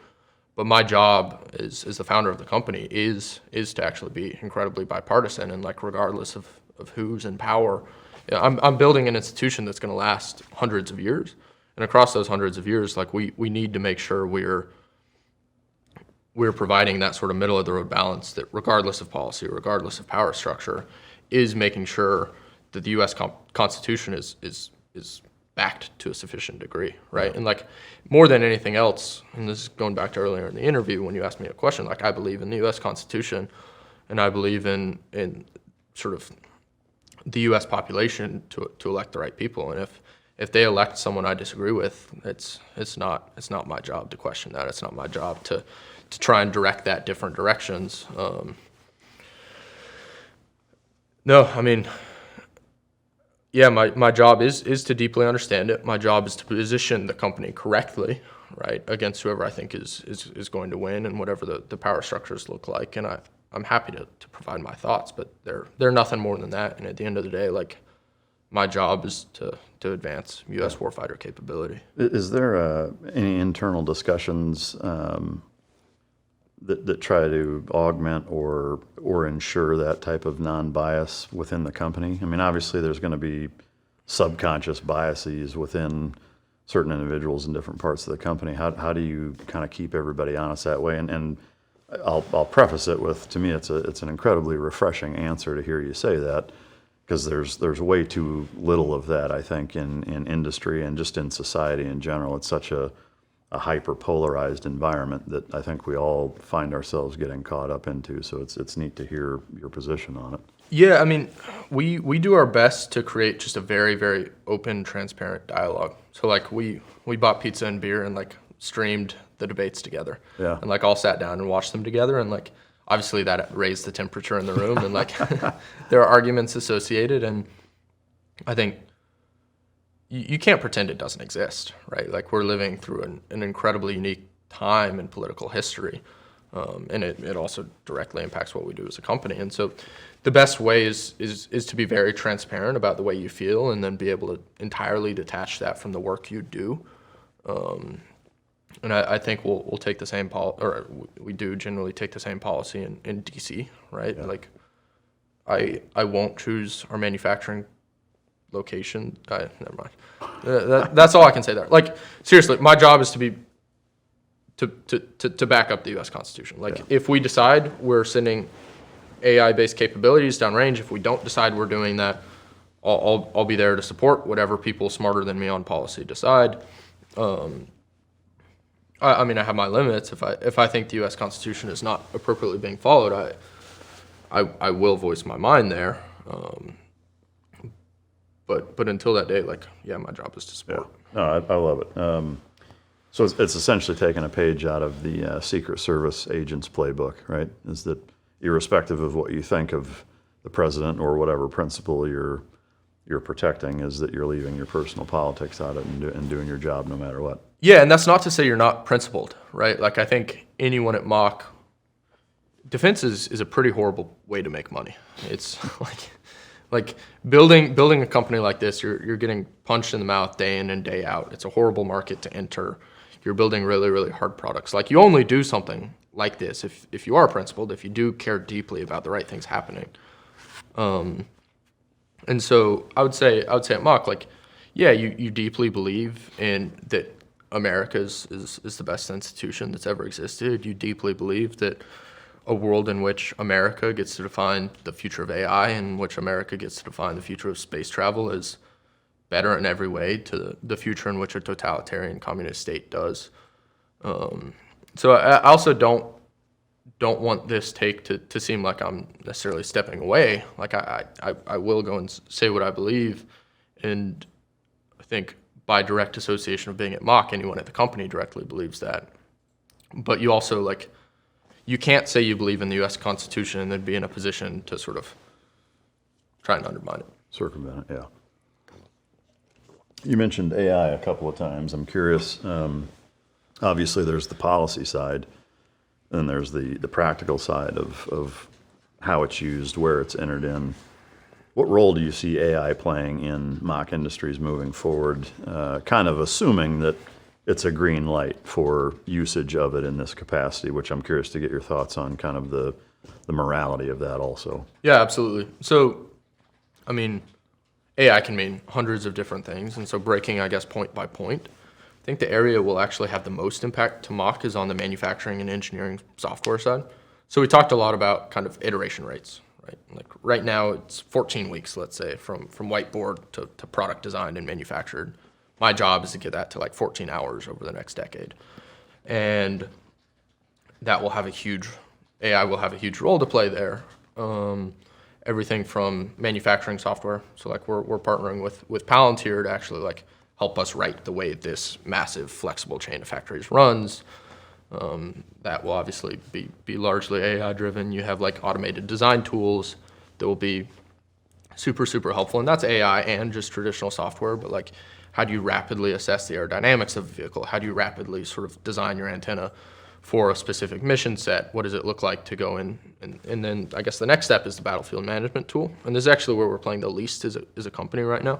So I think there are several companies that are attacking this problem, the battlefield management software, in an incredible way. And again, if I'm looking to make an offset, like I need to be doing things that aren't being done to a sufficient level. And I think that is the the platform and survivable manufacturing side. But we will reach a world in the next probably 5 years where these assets are controlled by large AI-driven software suites. For us as a company, the way I think about that, you then have the battlefield resource management side, and then you have the vehicle level, like autonomy. I would say the vehicle level autonomy, my job is to have hardware that is capable of deploying any range of effects, and then software that reaches sort of the best possible effect in line with whatever policy is at the time. So right now, that is specifically AI-based sort of visual navigation, but not AI-based targeting, because that's what the legislation is. And so I send a vehicle forward, it references map data to essentially like go to a specific coordinate. That's what we're deploying right now. That's what we will be deploying. That's what we're developing right now.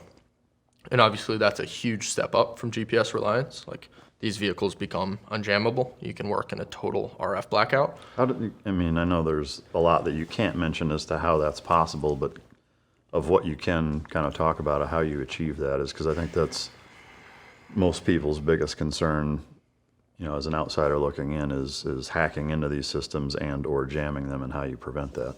Yeah, so I guess first I'll say it's not necessarily a new thing. So like Tomahawk missiles have been doing this for the last 2 decades.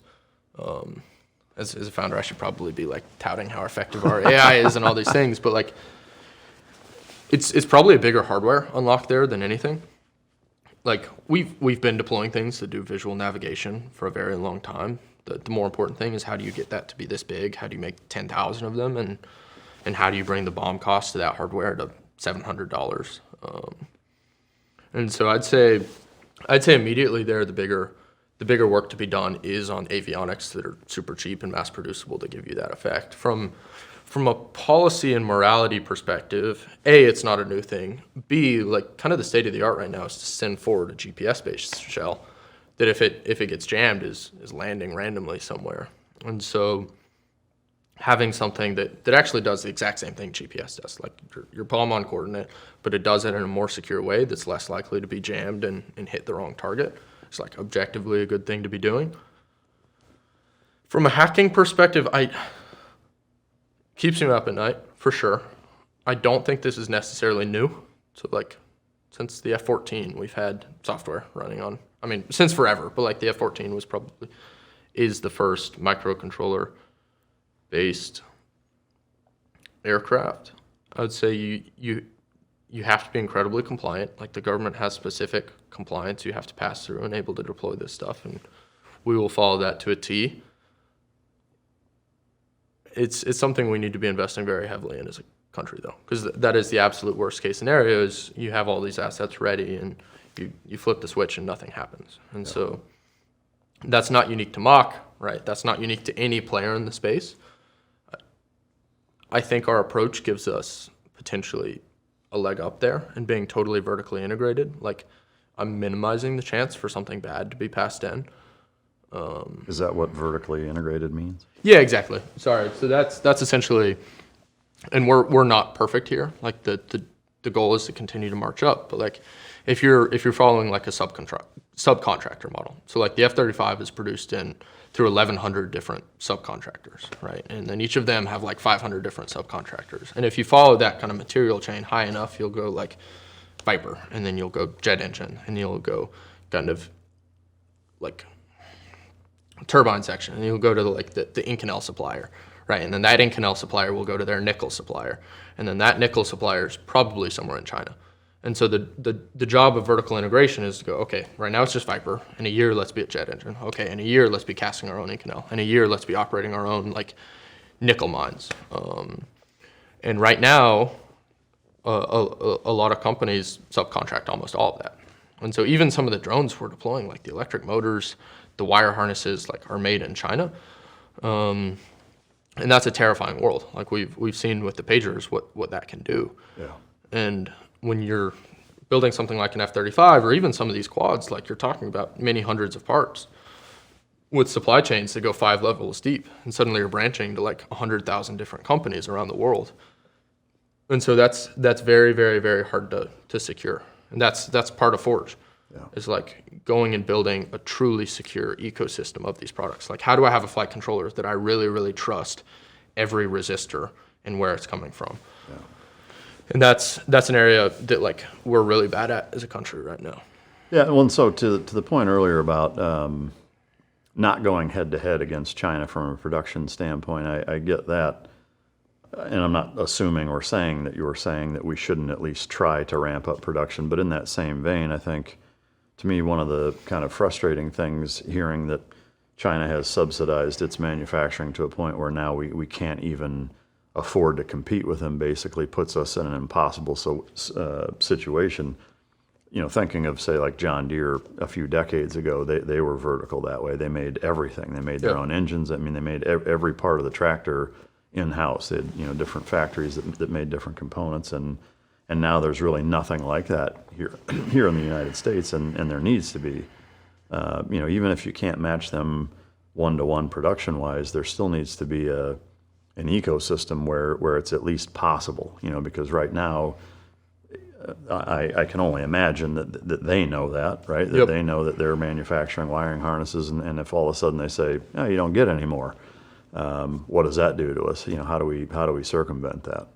And that's what we're doing with Forge. Yeah. And so I should qualify by saying scale is incredibly important, but it's necessary, not sufficient. Like you have to be able to achieve scale and security and flexibility, right? Because the other thing is if you only achieve scale and security, these platforms are being redesigned on like a 3-month cadence. If you go to Ukraine, the weapons they're fighting with right now are unrecognizable to those they're fighting with a year ago, right? And so yeah, you have the scale part. We're focused on that. Very, very, very long way to go getting there. Next is the security part. That is vertical integration so that you can trust your supply chain.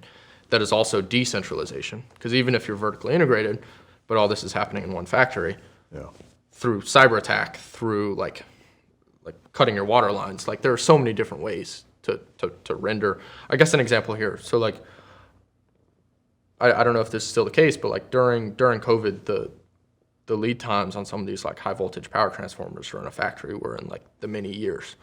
So if it's two years to rewire your factory, you have one like box that if it's destroyed, your factory is out of operation for a year or two. And that's why the decentralization becomes so important. And then the final one is flexibility, right? The ability to design an airframe in 14 weeks doesn't matter if you have to go and build a new factory that takes 5 years, right? That's completely useless to you. So while doing these things, you also have to have capacity that within 14 hours, you can rapidly switch to manufacturing another airframe. Yeah. Are there any discussions or influence from a company like MACH to the U.S. government in terms of voicing those concerns and trying to kind of spur the ribcage of the Department of Defense or the U.S. government, whether it's encouraging subsidizing companies to be able to do that kind of stuff, or is that even brought up? Absolutely. Yeah. So like a good chunk of our pipeline as a company is actual federal dollars to go and improve capacity here. I think the people get it. Like I think 5 years ago, this would have been a much harder like case to make. I think there's still areas that are new, but none of it's something that I get blank stares in DC when I bring up. Yeah. So I mean, some pretty incredible advocates have been helping us push this forward. All right, so we've been talking a little bit about AI, and I certainly get the aspect of, kind of streamlining the logistics side of it.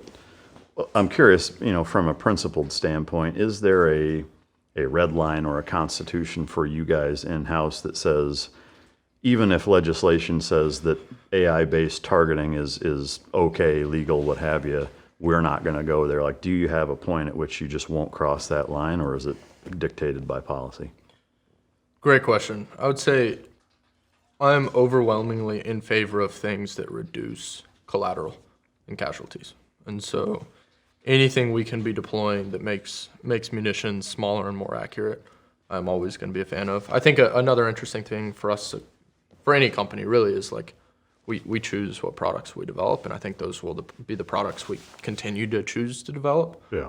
And so, yeah, it's ultimately in the policymakers' hands, and my job is to push more and more in the direction of smaller, more precise things that have strategic impact. That's the other nice thing about the strategic impact is like, if I can just go and take out an engine block or a high voltage power transformer and like shut down a factory, I don't necessarily have to destroy the entire factory. Yeah. If policy dictated that you guys could use AI-based targeting where there's no human being in the custody chain of pulling the trigger on something, would you guys do it? So basically AI is taking a human's life. Like, would you, if it was legal and signed off on, would you guys do it? Or do you not have a position yet? So I don't have a clear position yet. I think generally speaking, the job of someone working very closely with the military to develop technology is to fit into that framework of how they deploy it. I can say from a personal perspective, I would much rather have something very, very, very precise that works 99.99% of the time than drop a dumb bomb and say, go 400 miles that direction. I can also say there are different types of AI there, right? You have like total battlefield management tools, and then you have single asset tools. Like, at least the things we're developing right now are being sent at a target of known existence. And so the question isn't, are you deciding to send it or not to send it? The question is, once it's sent, how accurate will it be? Yeah. And I'm generally very much a fan of that answer being extremely accurate and precise. I don't know if we'll ever work in the space as a company, and there are other people working in the space right now that is, do you send it or not send it? Right. Is there any, I guess, concern, and this is where I think the general public's lack of knowledge and misunderstanding about AI and seeing Terminator 2 and movies like that assume that once that slippery slope of authority is given, that now you run the risk of AI systems now turning on humans and targeting the wrong people and going, rogue, and you have this like apocalyptic movie-like scenario. I had another guest on, the AI Shield guy. I don't know if you know him, Brandon. Asked him a similar question, and it seems to be a pretty recurring answer from everybody that's kind of, in the weeds in that space, is that the ones and zeros aspect, basically makes it not really a possibility, or it's so unlikely that it's not really something that they worry about. So I definitely worry about that future, right? Like, the idea of that future existing does keep me up at night. I also agree with them in saying that, like, we are a very long way from that tech even being remotely possible. Like, I would say you would hate to be in a world where a founder like me makes that decision, and that is never a decision I will be in a place to make or want to be in a place to make, right? My job is to build things for the government, same with anyone else's in this space. And we have the Constitution to direct us how to do those things. And I think those decisions should be made within the bounds of the Constitution, within the bounds of policymakers, and not within sort of the bounds of people like me. Yeah, that makes good sense. Weapons specific, I'd love to talk a little bit about kind of, to the degree with which you can talk about them, kind of the platforms, what they bring to the table, and how they came about. Yeah, so I think the continued trend of post-unmanned systems warfare will be very, very prolific sensors, right? So hundreds of thousands of sensors around the world, generally a better understanding of the battlefield, mixed with more prolific long-range fires. And so that's specifically, at least, the world MACH is working towards. You obviously have counter UAV, right? You have logistics, you have other things. But in light of this conversation, most of what we're working towards with products like Stratus is, how do you provide the best possible understanding of the battlefield, right? And so Stratus is unique in that way because I can pop up 10 million of these things, have them hanging out at 90,000 feet, and have like a very, very, very clear understanding of the RF space, sort of multispectral sensing from a variety of different locations, top down, right? Even if an aircraft's flying at 60,000 feet, still top down, and then bottom up, likely from other companies, right? So if you can piece together an image of the battlefield from many different directions with many different types of sensors, it's really interesting. MACH's specific point in that space right now is the very high altitude but non-satellite based sensing. Because the disadvantage of satellites is they're extremely high, right? So like Kármán line 100 kilometers. Most of these satellites are a good ways above that, and then they're also moving pretty quickly. So there's information you can glean from 70,000 feet that you can't from LEO. But you still get the advantage of very long loiter. You get the advantage of being high enough to see a large portion of the battlefield. And then you get the survivability of being up at high altitude. So if I can put something up for $10,000 at 90,000 feet, it's going to cost you hundreds of thousands of dollars, especially with conventional munitions, millions of dollars to shoot that thing down. So I think that the first is just very prolific sensors. And then the next, and this is kind of the bucket Viper and Glide currently fit into, is very prolific, difficult to deny long-range fires. So if there's a target here, how do I put a payload on that target in a way that's going to be very difficult to deny? And there are different approaches to doing this. You have very centralized stealth strategic targets, or targets eventually, but very stealth centralized sort of assets. I think those will continue to become less survivable as there are as many sensors as we're talking about. So if I can see an aircraft from 90,000 feet, a lot of currently stealth architectures will no longer be so similar, right? Like if I have 100,000 different acoustic sensors sitting at the bottom of the ocean floor, my ability to understand where assets in the water are rises. And so suddenly centralized tools that we can currently project power with are no longer stealth, are no longer survivable. And that's where scale comes in. We talk a lot about scale. Like instead of sending one thing and having that thing be 100% probability it gets through, let me send 100,000 things that together cost as much as that one thing, and maybe they're only 10% survivable. But if I send 100,000 of them, 10,000 are going to get through, and I'm definitely going to take out that target. And so that's a lot of what we work towards with Viper is, okay, how do I provide something that's incredibly low cost that I can send many hundreds of at a target? And then how do I deploy that in a survivable way, right? So that's where something like HIMARS, while providing potentially a similar capability, it is more expensive. There are things Viper does that it can't, but very centralized. So you have a $5 million launcher that, again, in this world where this many sensors exist, where these long-range fires exist, that $5 million launcher might not make it to the battlefield. And even if it does, the second it shoots, you know where it is, and you're going to send your own sort of counterfires at it. Yeah. And so that's where something like Viper is very interesting, because I can have 200 different operators launch 100 of them from 100 different locations, and as soon as they're launched, there's nothing to sort of fire back against. Yeah, so EMP, I mean, is I guess in the same vein of the ability to be isolated or not able to be hacked or jammed, can you design systems that also can, I guess, defeat EMPs? Yeah, absolutely. So a few different ways of doing this.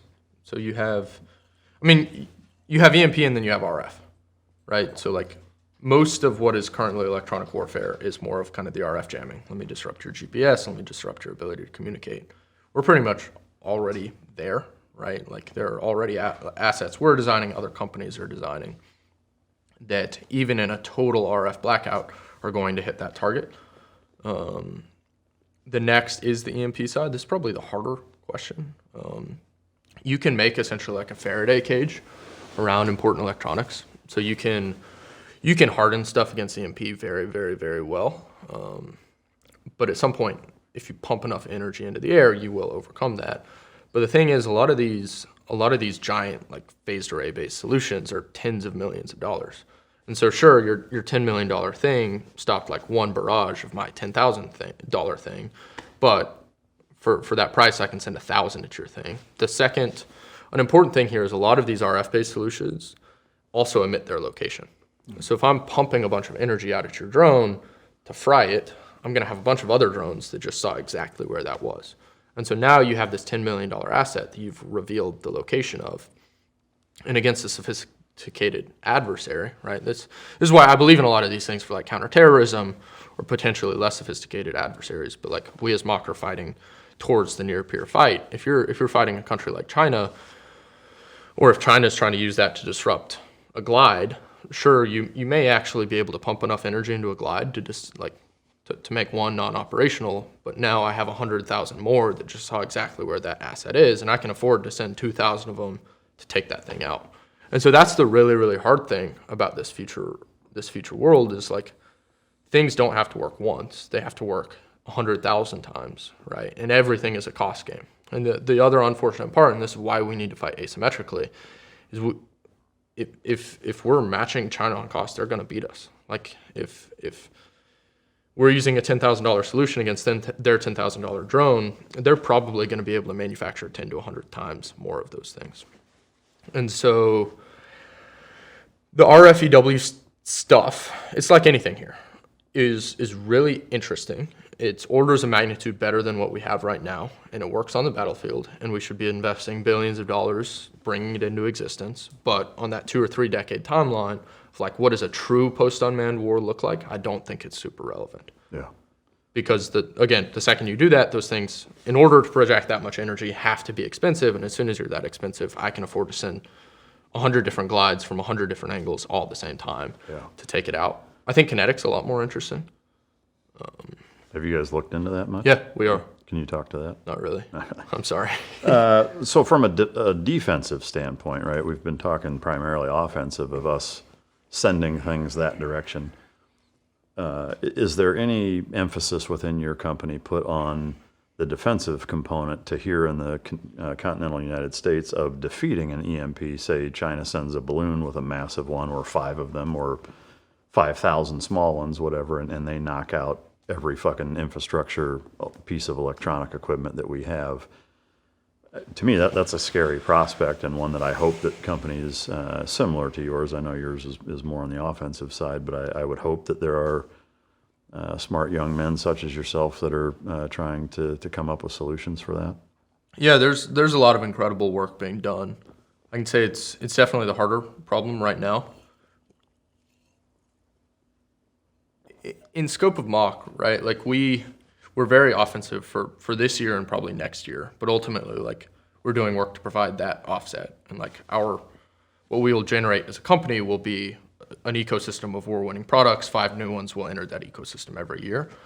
Right now, we don't have the ability to project long-range fires the way we need to in this unmanned world, and I see that as the more existential and frankly more useful thing.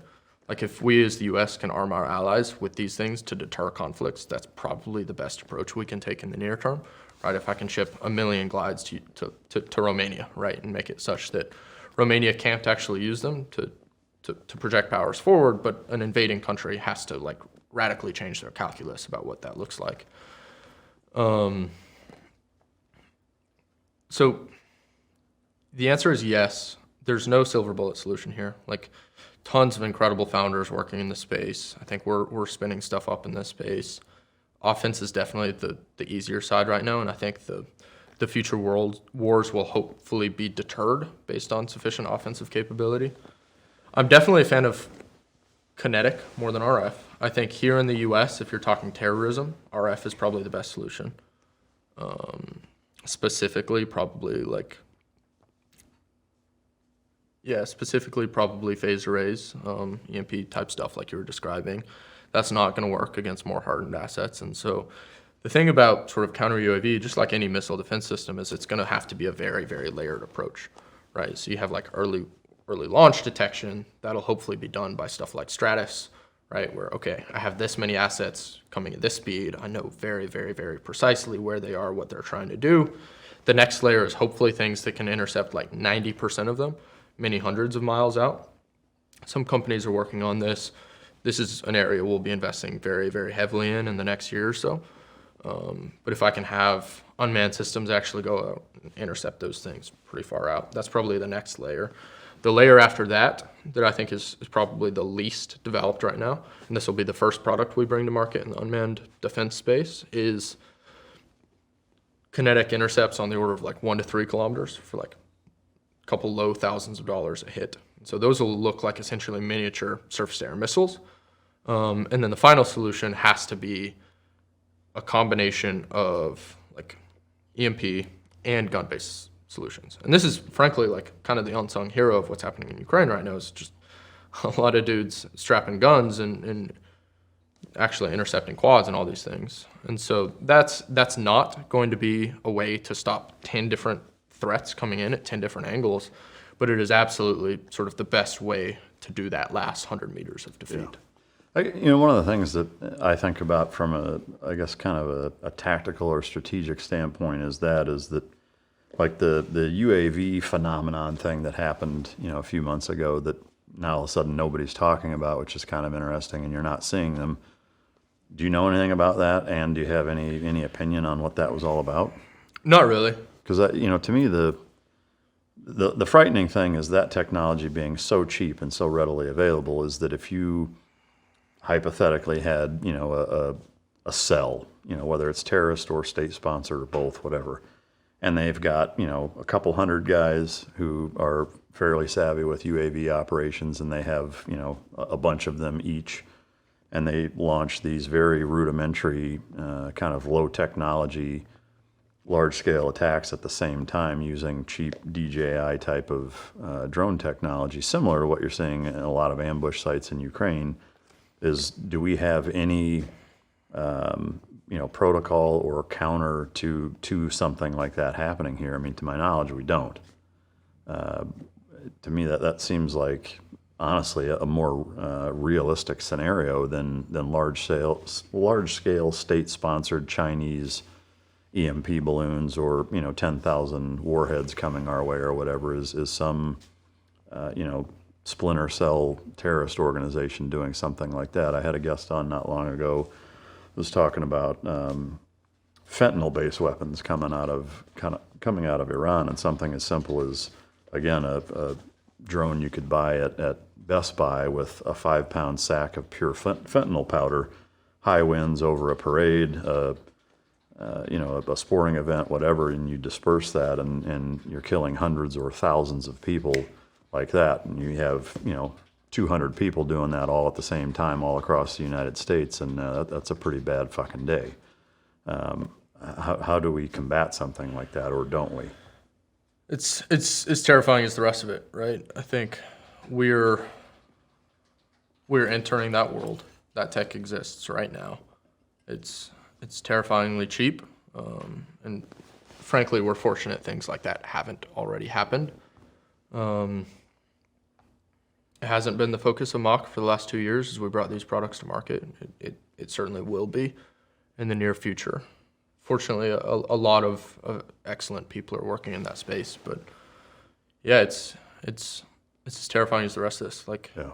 If you have a $2,000 drone that can't be jammed, and you can for $100,000 deploy 50 of them doing exactly what you're describing, like there's currently no way of stopping that. And as a country, we need to be investing incredibly heavily in making that world exist. The unfortunate thing is, like, there's no silver bullet in any of this. Like, there's not some solution you're going to turn on. The solutions that are really good at taking out drones are pumping a bunch of lead into the air or a bunch of microwaves into the air, or they're incredibly expensive, or we can't manufacture them at scale. And so I guess going back, to the political side, like I didn't really comment there, but just like, I think this should be a massive bipartisan effort right now. It's like, how do we engineer systems to keep that from happening? Yeah. Because the other thing that's going to happen is, like, these things take years to develop.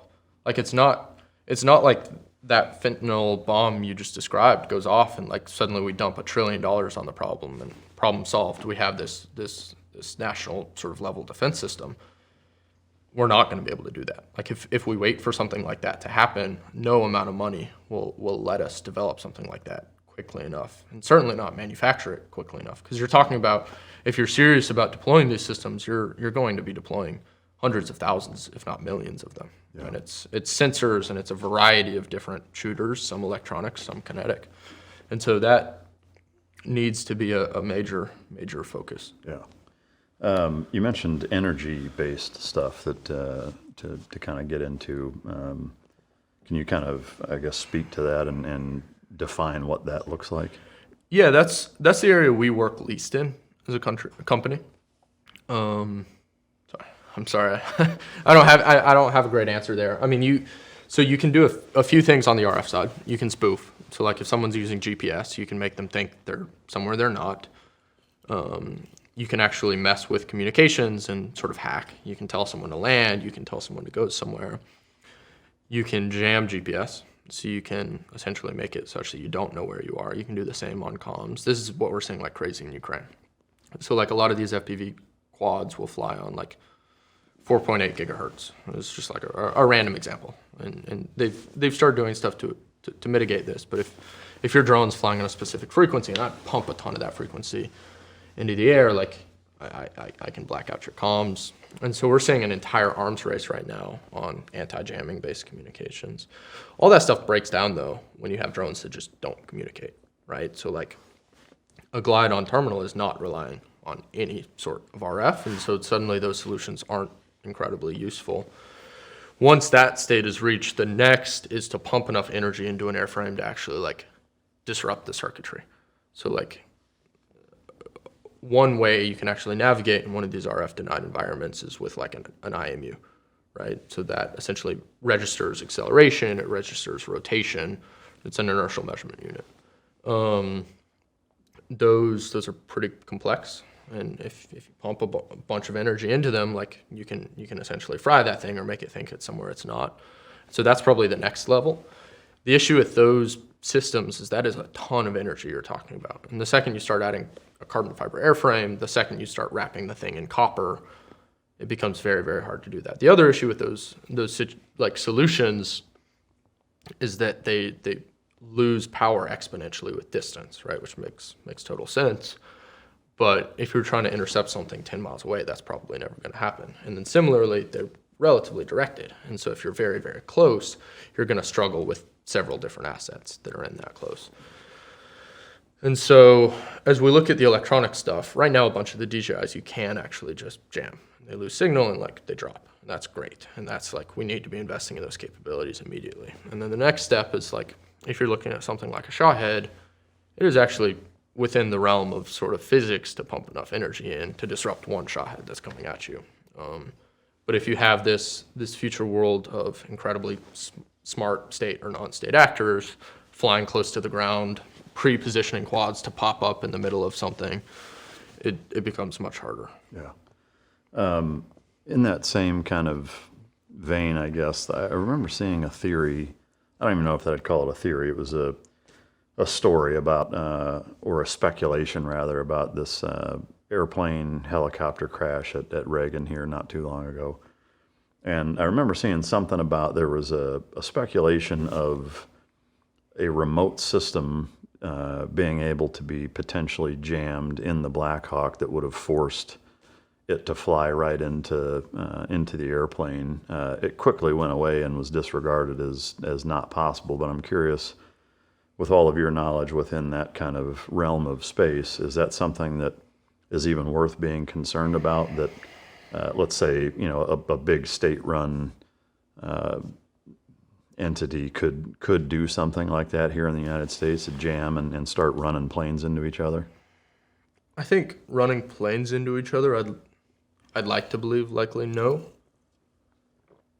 A lot of this stuff isn't new though, right? Like we've been using radio waves for 100 plus years at this point. I think most of our infrastructure is shockingly reliant on that. It's probably, I'd consider it like similar level of concern to like infiltrating a Boeing like subcomponent supplier, right? And like suddenly all the ACUs on all the Boeings blow out in the middle of flight and you're not getting power. So possible, yes. There are hundreds of thousands of different ways you can infiltrate these systems. Like the thing about the current state of the world is we live in a very, very complex sort of the world's complex subcomponent supply chains are hundreds of levels deep. We use 50 different RF signatures to fly anything, to talk to anyone. And so, yeah, I don't have a great answer there. It's scary. I think we need to be investing deeply in like non-GPS reliant air traffic control. It's like a great example of a means of buying down risk there, and that can be visual. That there are a million different ways to solve that problem. I think accepting that we're in a world where more advanced jamming is just like radically cheaper. That's probably a big thing that has happened since Ukraine, is like hundreds of thousands of people have existed in an environment where investing in jammers and investing in spoofers has been like a major focus on both sides of the war. And so that tech is just, it's more robust, but then much more important, it's way more prolific than it was. Yeah. So yeah. Yeah. I mean, it sounds like there are a million different potential shitty scenarios. You'd love to say all of them we should be dumping money into and investing into a capability in that realm, but you kind of have to pick and choose. Like, you can only focus on so many at once. Yeah. Between bandwidth and resource wise. Absolutely. And they're easy hacks here, right? Yeah. Like a hack on the air travel side is like actually have manual pilots with like full control that are ultra well trained. Is like hopefully that's a pretty good stopgap solution for a very long time. On the supply chain side for UAVs, it's invest incredibly deeply in vertical integration up to the mine, right? So yeah, there are ways to buy down risk too. I hope I'm not coming off like doom and gloom. Like No. I just think, I mean, obviously you can what if yourself to death and walk around paranoid. It's just, these are things that I've seen news bulletins on or stories written about, potential capabilities being explored with, state-sponsored either terrorist groups or just adversaries. Yeah. Is there any focus within MACH and any of the different companies that you kind of work with in regards to the nuke capacity? And do you think that, or do you see with kind of the technology advances in what you're working on negating some of the efficacy of the deterrent that the nuke capability provides? Great question. So we're not personally working on anything there. I don't really know of any companies who are working on anything there. I'd say most of the work right now is being done on like warm conflict type scenarios, similar scenarios to what you're describing right now with like in-country terrorism. I don't think we'll see the idea of nuclear deterrence be radically sort of weakened anytime soon. I think we will see an increase in what you can achieve with assets that don't necessarily raise the temperature towards that, right? Like you describe a quad that drops like 5 pounds of fentanyl, right? There's no world in which that happening directly leads to military escalation, and like so the ability to have non-strategic level capabilities, direct fires in that way, I guess through a policy perspective, can weaken nuclear deterrence because you can do more without raising the temperature, which is pretty terrifying. And so I think unmanned systems are interesting because they're almost the exact opposite of nuclear, right? So like when you have two major nuclear powers, that's very stabilizing, right? Like you have two individuals with their fingers on the button and are some sort of pact. And the world actually gains stability, fewer people generally die in conflict. You have the outsized chance of something going incredibly wrong, but provided that doesn't happen, you actually push towards cohesion.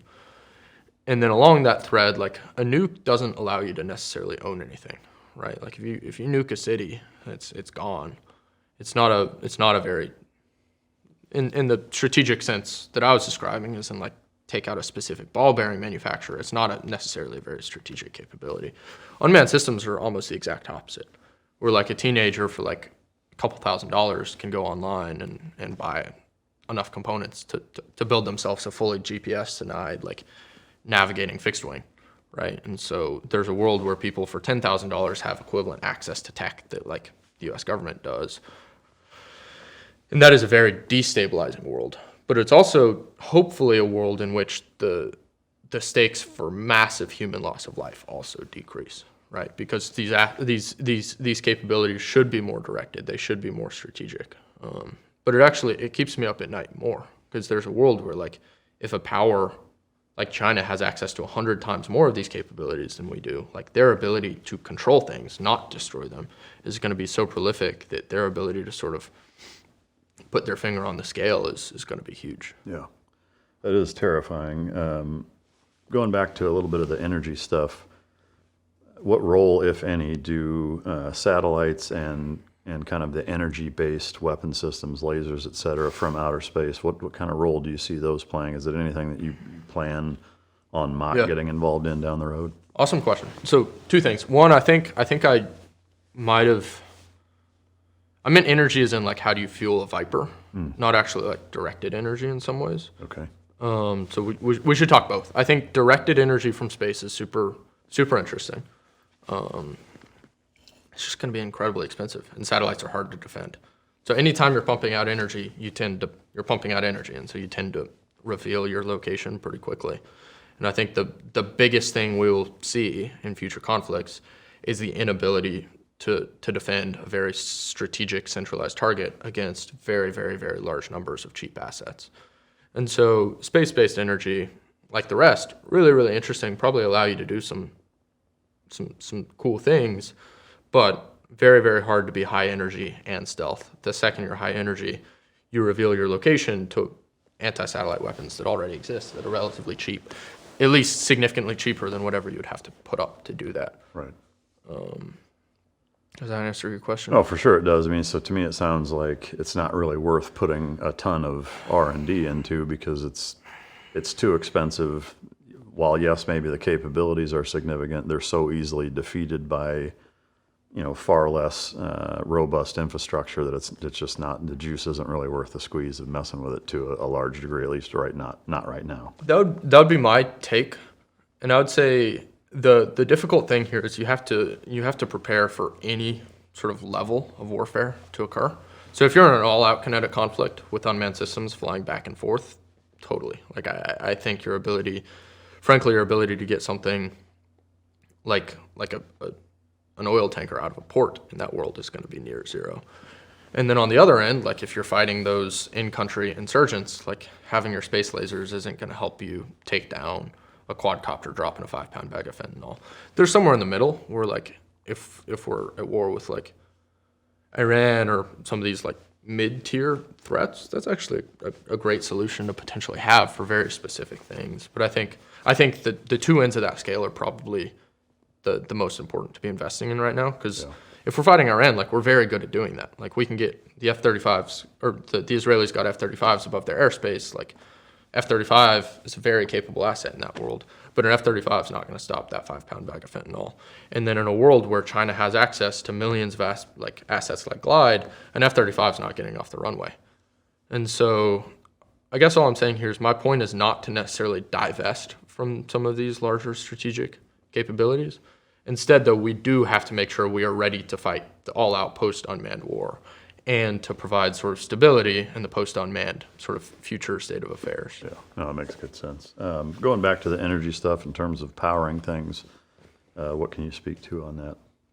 Yeah, absolutely. So like the world we're describing where you can direct fires very, very far downrange, centralized energy infrastructure is a huge strategic vulnerability, right? So if you and I are at war and you have the ability to put a warhead 10,000 miles downrange for $20,000, it's going to be incredibly difficult for me to sort of make sure my refineries survive. Now, the fortunate thing about a lot of these wars, they're not actually insanely energy hungry, right? Like Viper burns something like 25 kilograms of jet fuel. And so the optimization, instead of figuring out how do you get like millions of tons of oil somewhere on Earth within 24 hours, becomes how do I have a relatively small amount of energy that no matter how many glides are flying, I will continue to have access to. And so I think that's really important that we invest in that direction as a country. The really difficult thing here is until that unmanned future exists, that's not an energy chain that makes sense to build. But if we wait until that unmanned future exists to build it, we'll be in a very bad situation. And so I think the solution, you talk nuclear, actually, like nuclear is relatively interesting here. I think it'll be some combination of very, very decentralized nuclear and solar. And then on the actual platform side, some combination of electric powered, methane, and hydrogen. Do you see on the nuke side from a power standpoint that being, because it seems pretty controversial and strangely politically polarizing, nuke versus not nuke for, say, power plants. To me, it makes sense with the technology we have now. I get the whole, now those are targets. What if there's an accident, i.e. Chernobyl, whatever, but if each state had, a handful, depending on how big the state is, but let's say anywhere from 2 to 10 smaller regional nuke plants that were powering that seems like a pretty good decentralized long-term way to power our society especially compared to how it's done now. Yeah, I think I'm talking specifically like shipping container sized. So like 2 megawatt class, and you may need like 1,000 of them on any given battlefield. There are ways to engineer them such that they're very, very safe, right? Like if you look at sort of the engineering used in like a Chernobyl versus what we have today, it's almost not even the same technology. And I say we should not be deploying anything that is not absolutely totally safe. Like nuclear is one area where you do not want to have any ambiguity at all. Like you want redundancy upon redundancy upon redundancy. But like the best possible world state is one where you have these $1 million shipping containers that pump out 2 megawatts of power that don't have sort of any infrastructure attached to them. And then with that 2 megawatts of power, you can figure out how to make in-field combustion energy. And so this is an area the DoD is actually investing in. There are a few really interesting startups doing work in this space. Potentially an area we'll play in as a company. It depends on sort of how the world progresses. Yeah. I mean, to me, that seems like one of those areas, though, that trickle down into American society, completely non-military related, makes a lot of sense, though. 100%. To have those same shipping containers scattered all over the country and they're not connected. Now you're not having such a vulnerability with power grids of, one key strike on some big transformer substation type of thing that now knocks out the entire city of Philadelphia for a month or whatever. To me, that seems like a no-brainer. Yeah, absolutely. And I mean, that's the really exciting part about any investment that happens in defense is if you look at the way we live our lives today, right? Like it's actually pretty defined based on defense development. Like there's a pretty common curve of like warfare tends to be the most aggressive type of competition in a society. So you have a market that's willing to spend more and develop super exquisite technology to win wars. But then once you hit scale through deploying that, then you have something that's like applicable to the way we live our lives on a day-to-day basis. Like the iPhone would not be possible without sort of radar development work that started during World War II. Yeah. If you look at the way we travel by air today, right, like that, you can directly tie the development of the jet engine to work during World War II.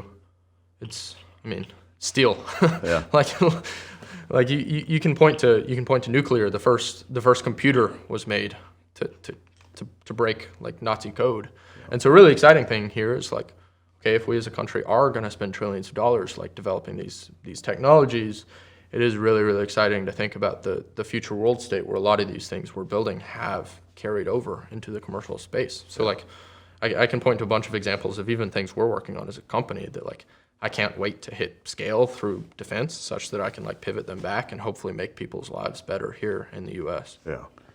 Yeah, I love it. I mean, 2 birds with 1 stone and getting more bang for your buck. In terms of kind of where you're at, company and the different products and such, can you talk to kind of timelines as to when you see the things that you're working on now being online? Yeah, so our goal is to be TRL 8, which is essentially like fully productized by end of year.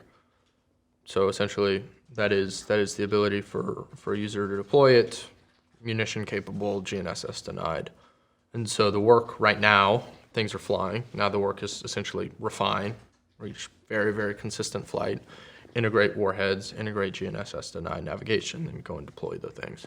That's as far as I can push it, right? Yeah. The other half is like when do our partners actually procure the things and deploy them at scale? And that's where like there's always going to be less clarity. But I'm hopeful for a future in which those 2 timelines align. Yeah. Like as soon as something hits TRL 8 and it like adds sort of warfighter capability, it's deployed at scale. Yeah. How difficult is it, and like how do you guys reduce it to the knuckle dragger like me on the battlefield actually being able to use it and operate it without having an MIT background? Like how do you kind of simple it down that way to where it's usably effective? Yeah, absolutely. And first, I should say you have about as much of an MIT background as I. I've never been there. As I do, but That's a lot of the work, right? Like none of it does any good if the warfighter can't deploy it. I would say our job is to have something very, very, very simple. It's like turning on an iPhone. You don't have to know how a computer works to open it up and download apps. And so for us, I mean, pretty immediately, it's hopefully very similar to deploy as something like HIMARS would be.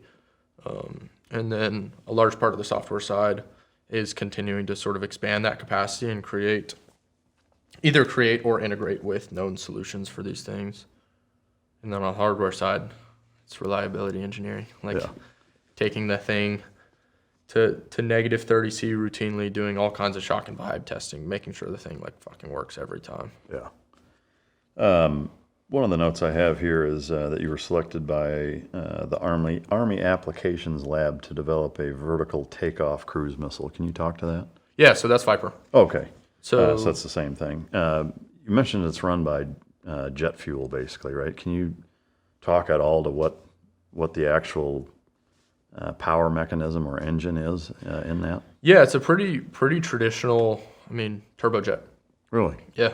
So not dissimilar to what's in current cruise missiles. I'd say it's a bit different in that we're actually using it. We're like gimbaling the exhaust to take off vertically and avoiding any launch like infrastructure.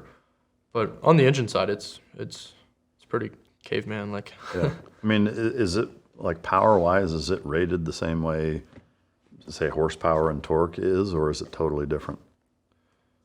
Great question. So you essentially have thrust output in pounds. So like, what is the temperature and velocity of gas you're moving through dictates how much force you're applying. That changes based on density of the air, which is altitude, temperature. And then it also changes based on how fast you're moving through the air. So it's hard to draw like a specific horsepower number. The best you could do is probably on a test stand at like standard atmospheric conditions. I don't know what the horsepower number is off the top of my head. I know it generates on the order of, I guess I can say this, 200 to 250 pounds of thrust, sort of statically. How does that compare to, say, a commercial jet? Like, what kind of pounds of thrust are they kicking out? So, it's an interesting. So, our thrust weight ratio has to be higher than our mass, which isn't dissimilar. So, like something like an F-15 will have like a 1.5 thrust weight ratio on an airframe. Viper's relatively similar to that. A commercial airliner, I think, is on the realm of like, I'm going to sound dumb if I get this wrong live, but like somewhere on the order of probably 0.3. Oh, okay. And then in cruise, they've got what's called like a lift over drag. So essentially, they're lifting, if they're not going up or down, they're lifting as much as the actual aircraft weighs. And so let's say you weigh 100,000 pounds, then your lift over drag is kind of aerodynamic efficiency. And so if you're generating 100,000 pounds of lift with an L over D of 20, you're generating 5,000 pounds of drag, which means you have to offset that with 5,000 pounds of thrust. Okay. So they'll usually have power to weight on like the 0.3. Yeah. I didn't realize they were that underpowered by comparison, but I guess it makes sense if, like, especially if you think about fighter jets that are launching munitions, like obviously it's got to be significantly higher to be used, right? Yeah, absolutely. So like power increases as velocity cubed, generally speaking. And so if you're moving significantly faster, like a fighter jet is, if a fighter jet's flying at Mach 2, it's going to be producing significantly more drag than it would at like Mach 0.8, which is about where most airliners cruise. And then the other thing is altitude. So like your altitude ceiling is generally kind of set by where the absolute top altitude you can reach in sort of wings level flight is where does that lift you're creating at max thrust equal your weight. And as you go up in altitude, the air gets significantly thinner, and so you need more thrust. And so your engine gets derated as you go up to altitude. So let's say you're producing 250 pounds statically at sea level. At altitude, you may only be producing 100 pounds. And so suddenly your thrust weight goes from like 1.5 to like 0.4. Okay. I assume then that altitude is also going to impact your munitions capability in that same vein.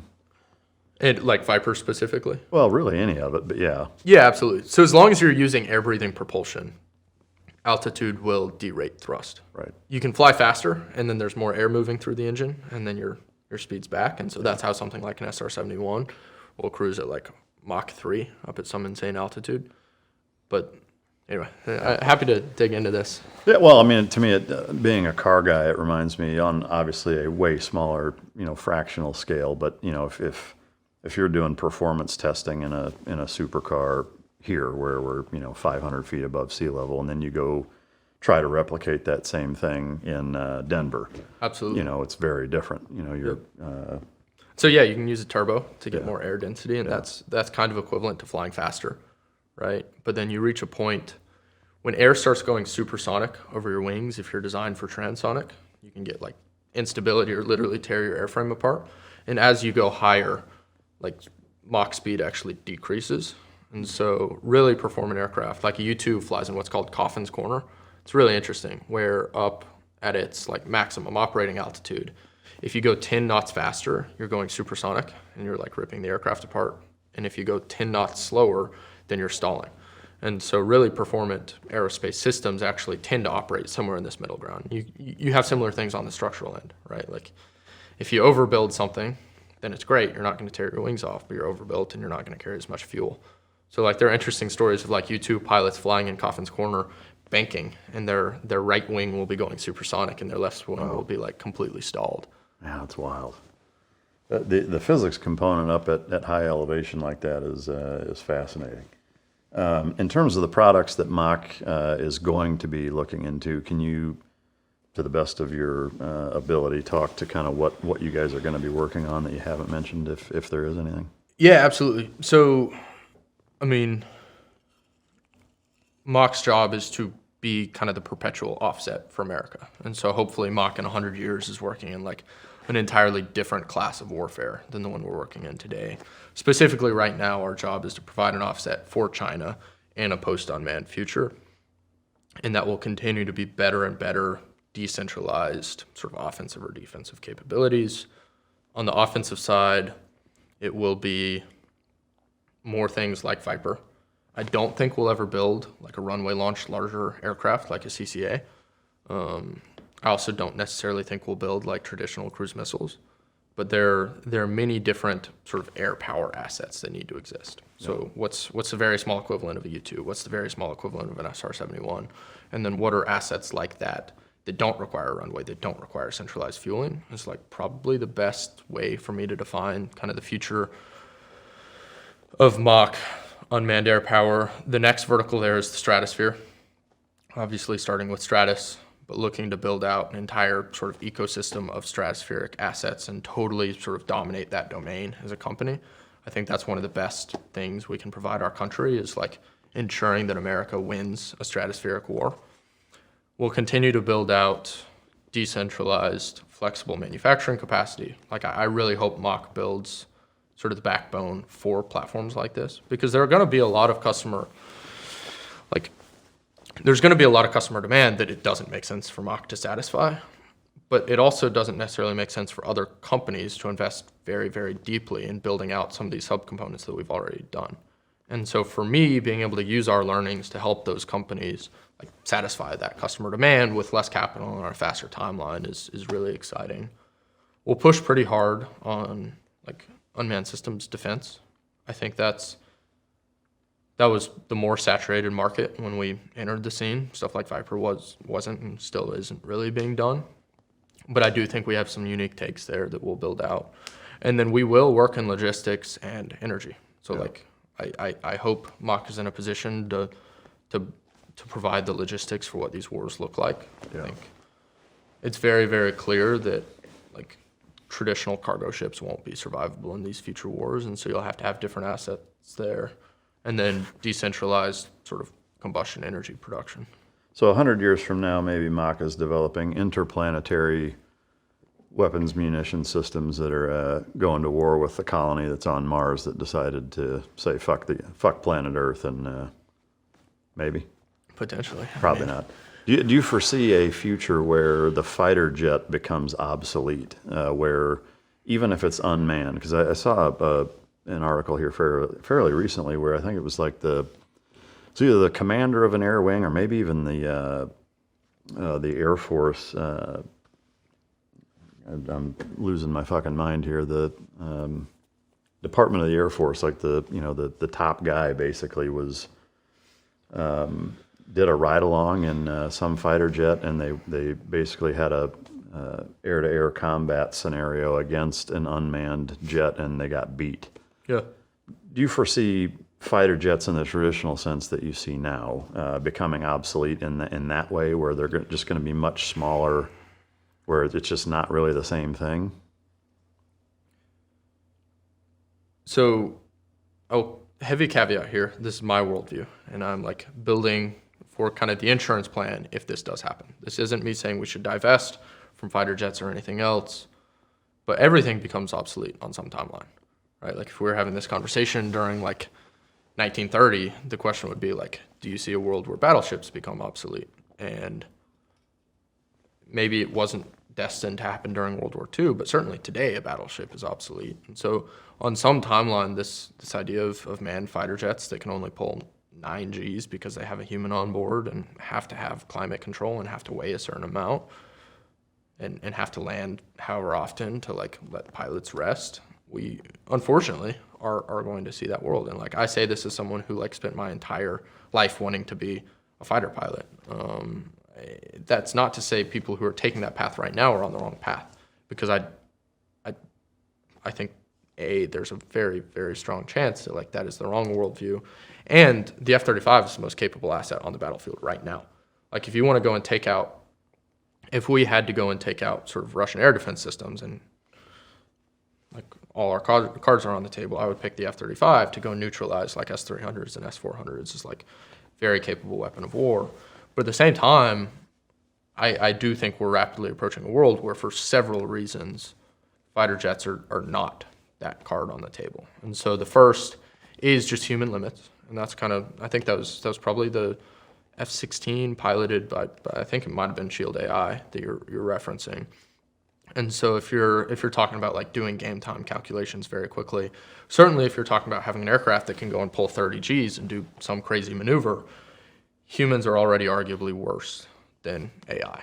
And so then you get to this future where, okay, an F-35 is sitting in Indo-PACOM and is like the brains of the battlefield. And then the question's like, well, why do you have to have that F-35 over there? Like the fact that that F-35 is conducting the war means that you do have secure comms. We have things like Starlink. We have things like Stratus. Like get that data back to an area where we can actually do more with it. The next is like, what does it actually look like to maintain and manufacture something like an F-35? And that's terrifying. Like in a war where like we've seen what can happen with pagers.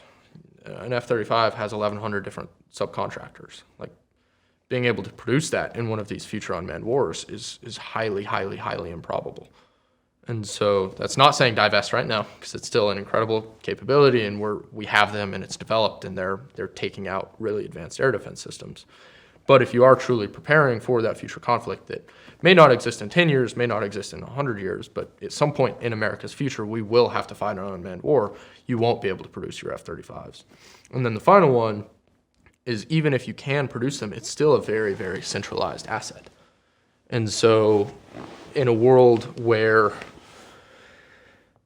these proliferated like unmanned fires exist, getting something like that off the runway is super hard. Like how are you getting your aircraft carrier close enough? How are you defending any handful of runways within 1,000 miles of a theater is super challenging. Yeah. And for a number of reasons. And like this is, I'll probably get attacked on this podcast for saying that, and that is what it is. And hopefully I'm wrong. Like I really hope I am. But like with satellites, you can pretty accurately tell where planes are parked, where they're taking off, where they're landing. With adversarial assets like Stratus, you can tell exactly where something is and watch it 24 hours out of the day. It can be hypersonics. It can be really, really dumb Shahed class weapons, of which China just bought 1 million. You can spend like 1,000 of them taking out an F-35 on the runway. And so obviously there's a policy component here that I'm not talking about. Like it's super escalatory for China to take out an aircraft carrier, take out an F-35. And so you can totally make the argument that like we should continue building aircraft carriers because it's an incredible sort of policy arm for the US. But my job is to say like, okay, what do I think the best technologies are for true total readiness? And that's where F-35, best card on the table right now. But if our adversary deploys capital the way they're likely to, it won't be in 10 years. Yeah.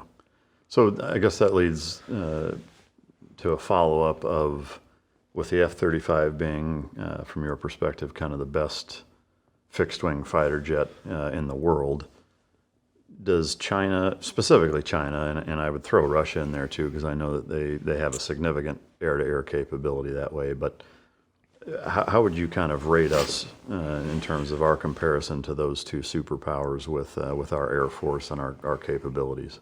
I think totally unmatched, and that should almost make us more scared, because like there are two people in China right now having this conversation, and we're talking about creating our like manufacturing offset. Like, okay, China wins on manufacturing, let's go and build decentralized manufacturing. If you and I exist over the ocean right now, we're talking about, okay, if the U.S. wins on fifth-gen fighters, and yes, they're catching up pretty quickly, right? Like the J-20 is a pretty impeccable airframe. They just flew what they're calling their sixth-gen. I don't know. No one knows here. Some people know. I don't know if it's true sixth-gen. But if I'm in their shoes and I'm thinking about how to form an offset, it's, okay, let me go and make 100 million glides for the cost of like 15 F-35s. And suddenly they've unfortunately likely offset that capability in any true conflict. Yeah. So yes, we're ahead, but that should almost be more of a wake-up call, knowing that our adversary is going to be thinking the way they have to think to achieve military readiness. Basically the same way that you're thinking on how to combat their advantages. Yeah. They're doing the same thing. So it's just a total cat and mouse game in really every technology and across the entire battle space. And that's where we get into engineering tooling and flexible manufacture, because the rate of that cat and mouse game is probably going to continue accelerating. We've seen this in Ukraine. We saw this in Israel. And so that's where, like, we as MACH and hopefully other companies are investing very deeply in engineering tooling to be able to rapidly spin up a new design, and then in manufacturing capacity, where if the F-35 had to switch to producing an NGAD right now, it would not be possible. Like, you'd be retooling thousands of factories and it would take a decade. Right? We need manufacturing capacity if this cat and mouse game is going to exist, which it does, that within 2 days can radically switch what it's making. You got a big company announcement coming up here this week. What can you tell us about that? Yeah, so that is the announcement that we're on contract with Army Applications Lab to develop and kinetically fly Viper, and that we've also built and tooled our first factory, so Forge Huntington. And so how does that get implemented, like for the average Army guy or just for the average American citizen? What does that mean to them? So for Viper, you can think about it as a more mobile kind of HIMARS. This is probably the best. If I'm deploying it, I'm deploying it more like rocket-based artillery than anything else. It's obviously smarter than that, and it's smarter than that, longer range and cheaper. But eventually, the goal is to have hundreds of thousands of them produced, such that small teams of operators who have access to organic ISR can put unjammable fires on a specific coordinate. So like if you and I need to take a tank out hundreds of miles away, we fly our own ISR asset forward, identify the position of that tank, and then in a GPS-denied environment are able to send a Viper forward. Yeah. So you're giving ground maneuver units access to their own long-range fires, which I'm very, very excited to do. And then through that, you're also increasing survivability, right? Because no one's going to have to man that $5 million HIMARS that in any future battlefield is a huge target. And then on the Forge side, that's kind of our first factory in this decentralized flexible model. So it's 115,000 square feet. I think it's probably the biggest factory we'll make as a company. Mm-hmm. But it's a place for us to demonstrate all these different technologies. It's also where all of our engineering is done. So engineers right next to the manufacturing floor are able to quickly roll out designs. We'll be relatively vertically integrated there. So, I mean, obviously full airframe construction, wire harnessing, fuel systems, propulsion either right there or kind of nearby at another factory we stand up. But it's our first time bringing one of these like post-unmanned systems, survivable, flexible manufacturing facilities into the world. Yeah, that's super exciting. I mean, as a 21-year-old at the helm of a company, that's impressive, man. That's awesome. Thank you. I know you can't talk to the specifics of the payload. I mean, can you generalize it even of the type of payload that it is? Like it's a high explosive type thing, or it's a Yeah, it'd be similar to like a Hellfire's effect. Okay. Yeah. How much, or I guess, how do you go about recruiting, finding, and developing the actual payload systems for the platforms that you're developing? Because obviously that's a whole different kind of niche specialty. Do you bring former military guys in as consultants to help build that capacity out, or how does that work? Yeah, so we have members on staff who've done that for other companies and groups within the military. And then we also work very closely with the customer to define sort of, obviously we can't go out and just build a munition. So that's part of the contract, is essentially to develop a custom munition. And then we have a partner company we're currently using. This, unfortunately, is not currently vertically integrated, so we have a partner company there to develop and manufacture the munition. And testing wise, I mean, can you say how you go about testing the Viper and the munition systems? Like, do you have, I guess, situations kind of like when you see SpaceX blowing shit up and failing? Like, have you had those where you're testing things and it goes horribly wrong, or you blow the Viper up trying to launch anything? Or yeah, 100%. We do the testing out in Mojave. So we've probably flown like Fort Irwin. No, I don't think I can share where we do it. Yeah. It's actually a private test range. Oh, I got you. But yeah, we've probably flown 40 Viper airframes and probably 50 Glide airframes to date. We do redesigns as a company. So an interesting thing about building a company is like the team is built in line with the actual product. So I think Viper's probably on its third revision. First revision, we had like 1 engineer. Second revision, we had like 4 engineers. And now we had like 40 in the design phase. And the level of quality of work done probably about matches that. So the first iteration, we went from Mark 1 to Rev A to Rev B. Mark 1, like me and one of my college buddies designed ourselves. It was horrible. It was like fully 3D printed, did not get off the ground. And then we designed Rev A last summer. And so that work kind of started in March or so and went till August or September. That airframe was also pretty horrible. It was better. So that was the first kind of carbon fiber airframe. You'll see it online. You might have seen pictures. We launched it from a truck. And we briefly achieved wings level with that airframe, but like there was a lot that was wrong there. We had like 1 aerodynamicist on staff. And so then we hard reset engineering for Viper in September. And then since September, things have actually gone incredibly well. It's been painful, like it's been a total sprint to get it done, but designed the airframe, wrote the software, produced the airframe, and then we've done 3 tests with this new airframe to date, and all 3 have actually done full kind of vertical takeoff and transition. So, I mean, within, we'll say just the Viper, but any platform, you've got like the different kind of components subject-wise, let's say, structure, chassis, power system, payload, what fuel it's using. Like when you take the first development and look at where you started versus now, like, is it unrecognizable? Like, are you going through lots of different propulsion systems, lots of different payload renovations? Like, is it all over the place that way, or is it kind of similar?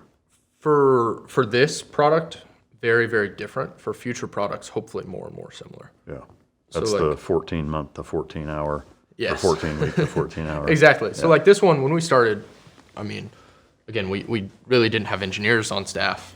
At least like I hope to someday consider myself an engineer, but like I'd probably throw you in that category. I think most people would, but we didn't have like professionals on staff when we started this, and so there's been like 15 different re-architectures. There's like it's been like slogging through the mud to get this one released. I would say if we could have started over again with our current staff, it probably would have taken like 3 months and would have looked relatively similar start to finish. You don't want to like lock your design space too quickly. It's very, very important to rapidly get to hardware, test the hardware, validate your assumptions. And so the perfect engineering loop is not